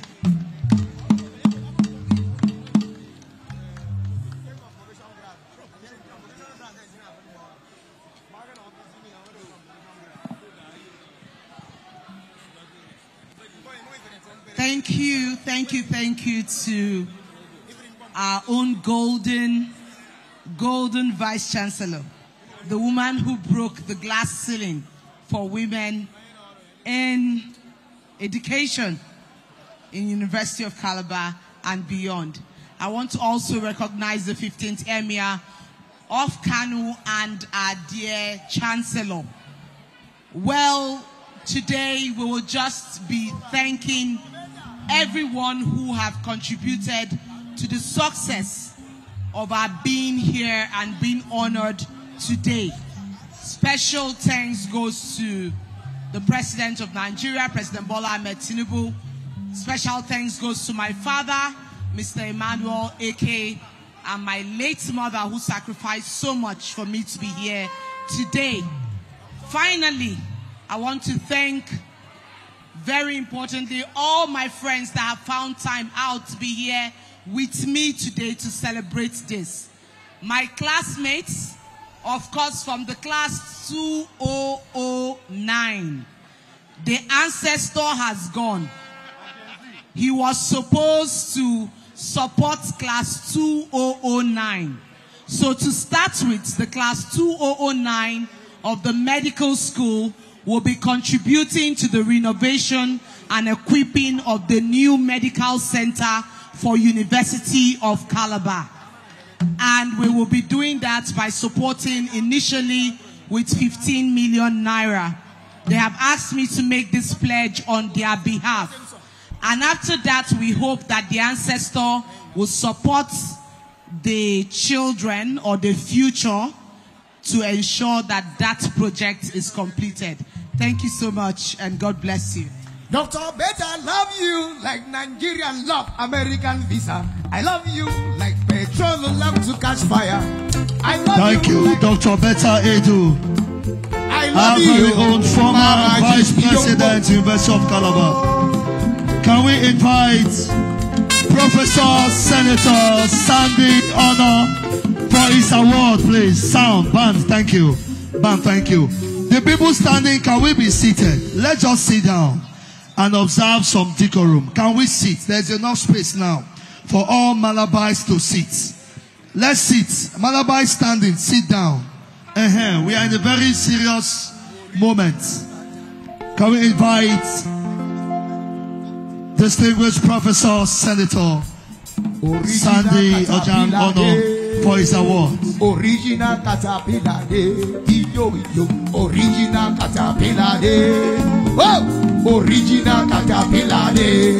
Oh, Ogasaki, your men are here. And so, original caterpillar day. Oga, original caterpillar day. Come on for it, come on for it, come on for it. Okay. Thank you for recognizing the original caterpillar.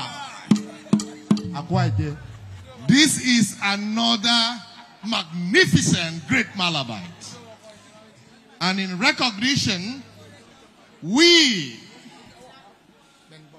the custodians, those you kept to be taking care of your university, we are here.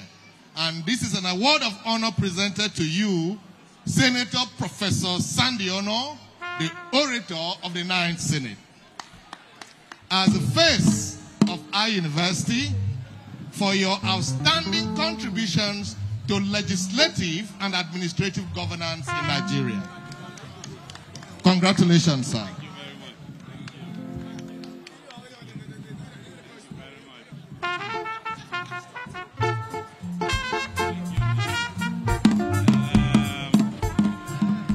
I recognize the protocol as established. Ladies and gentlemen, this is a very gorgeous day for the University of Calabar. We are all very proud products of this institution. Those who want to do well in society, come to Unical. Yes, sir. And all the ingredients of greatness you will have.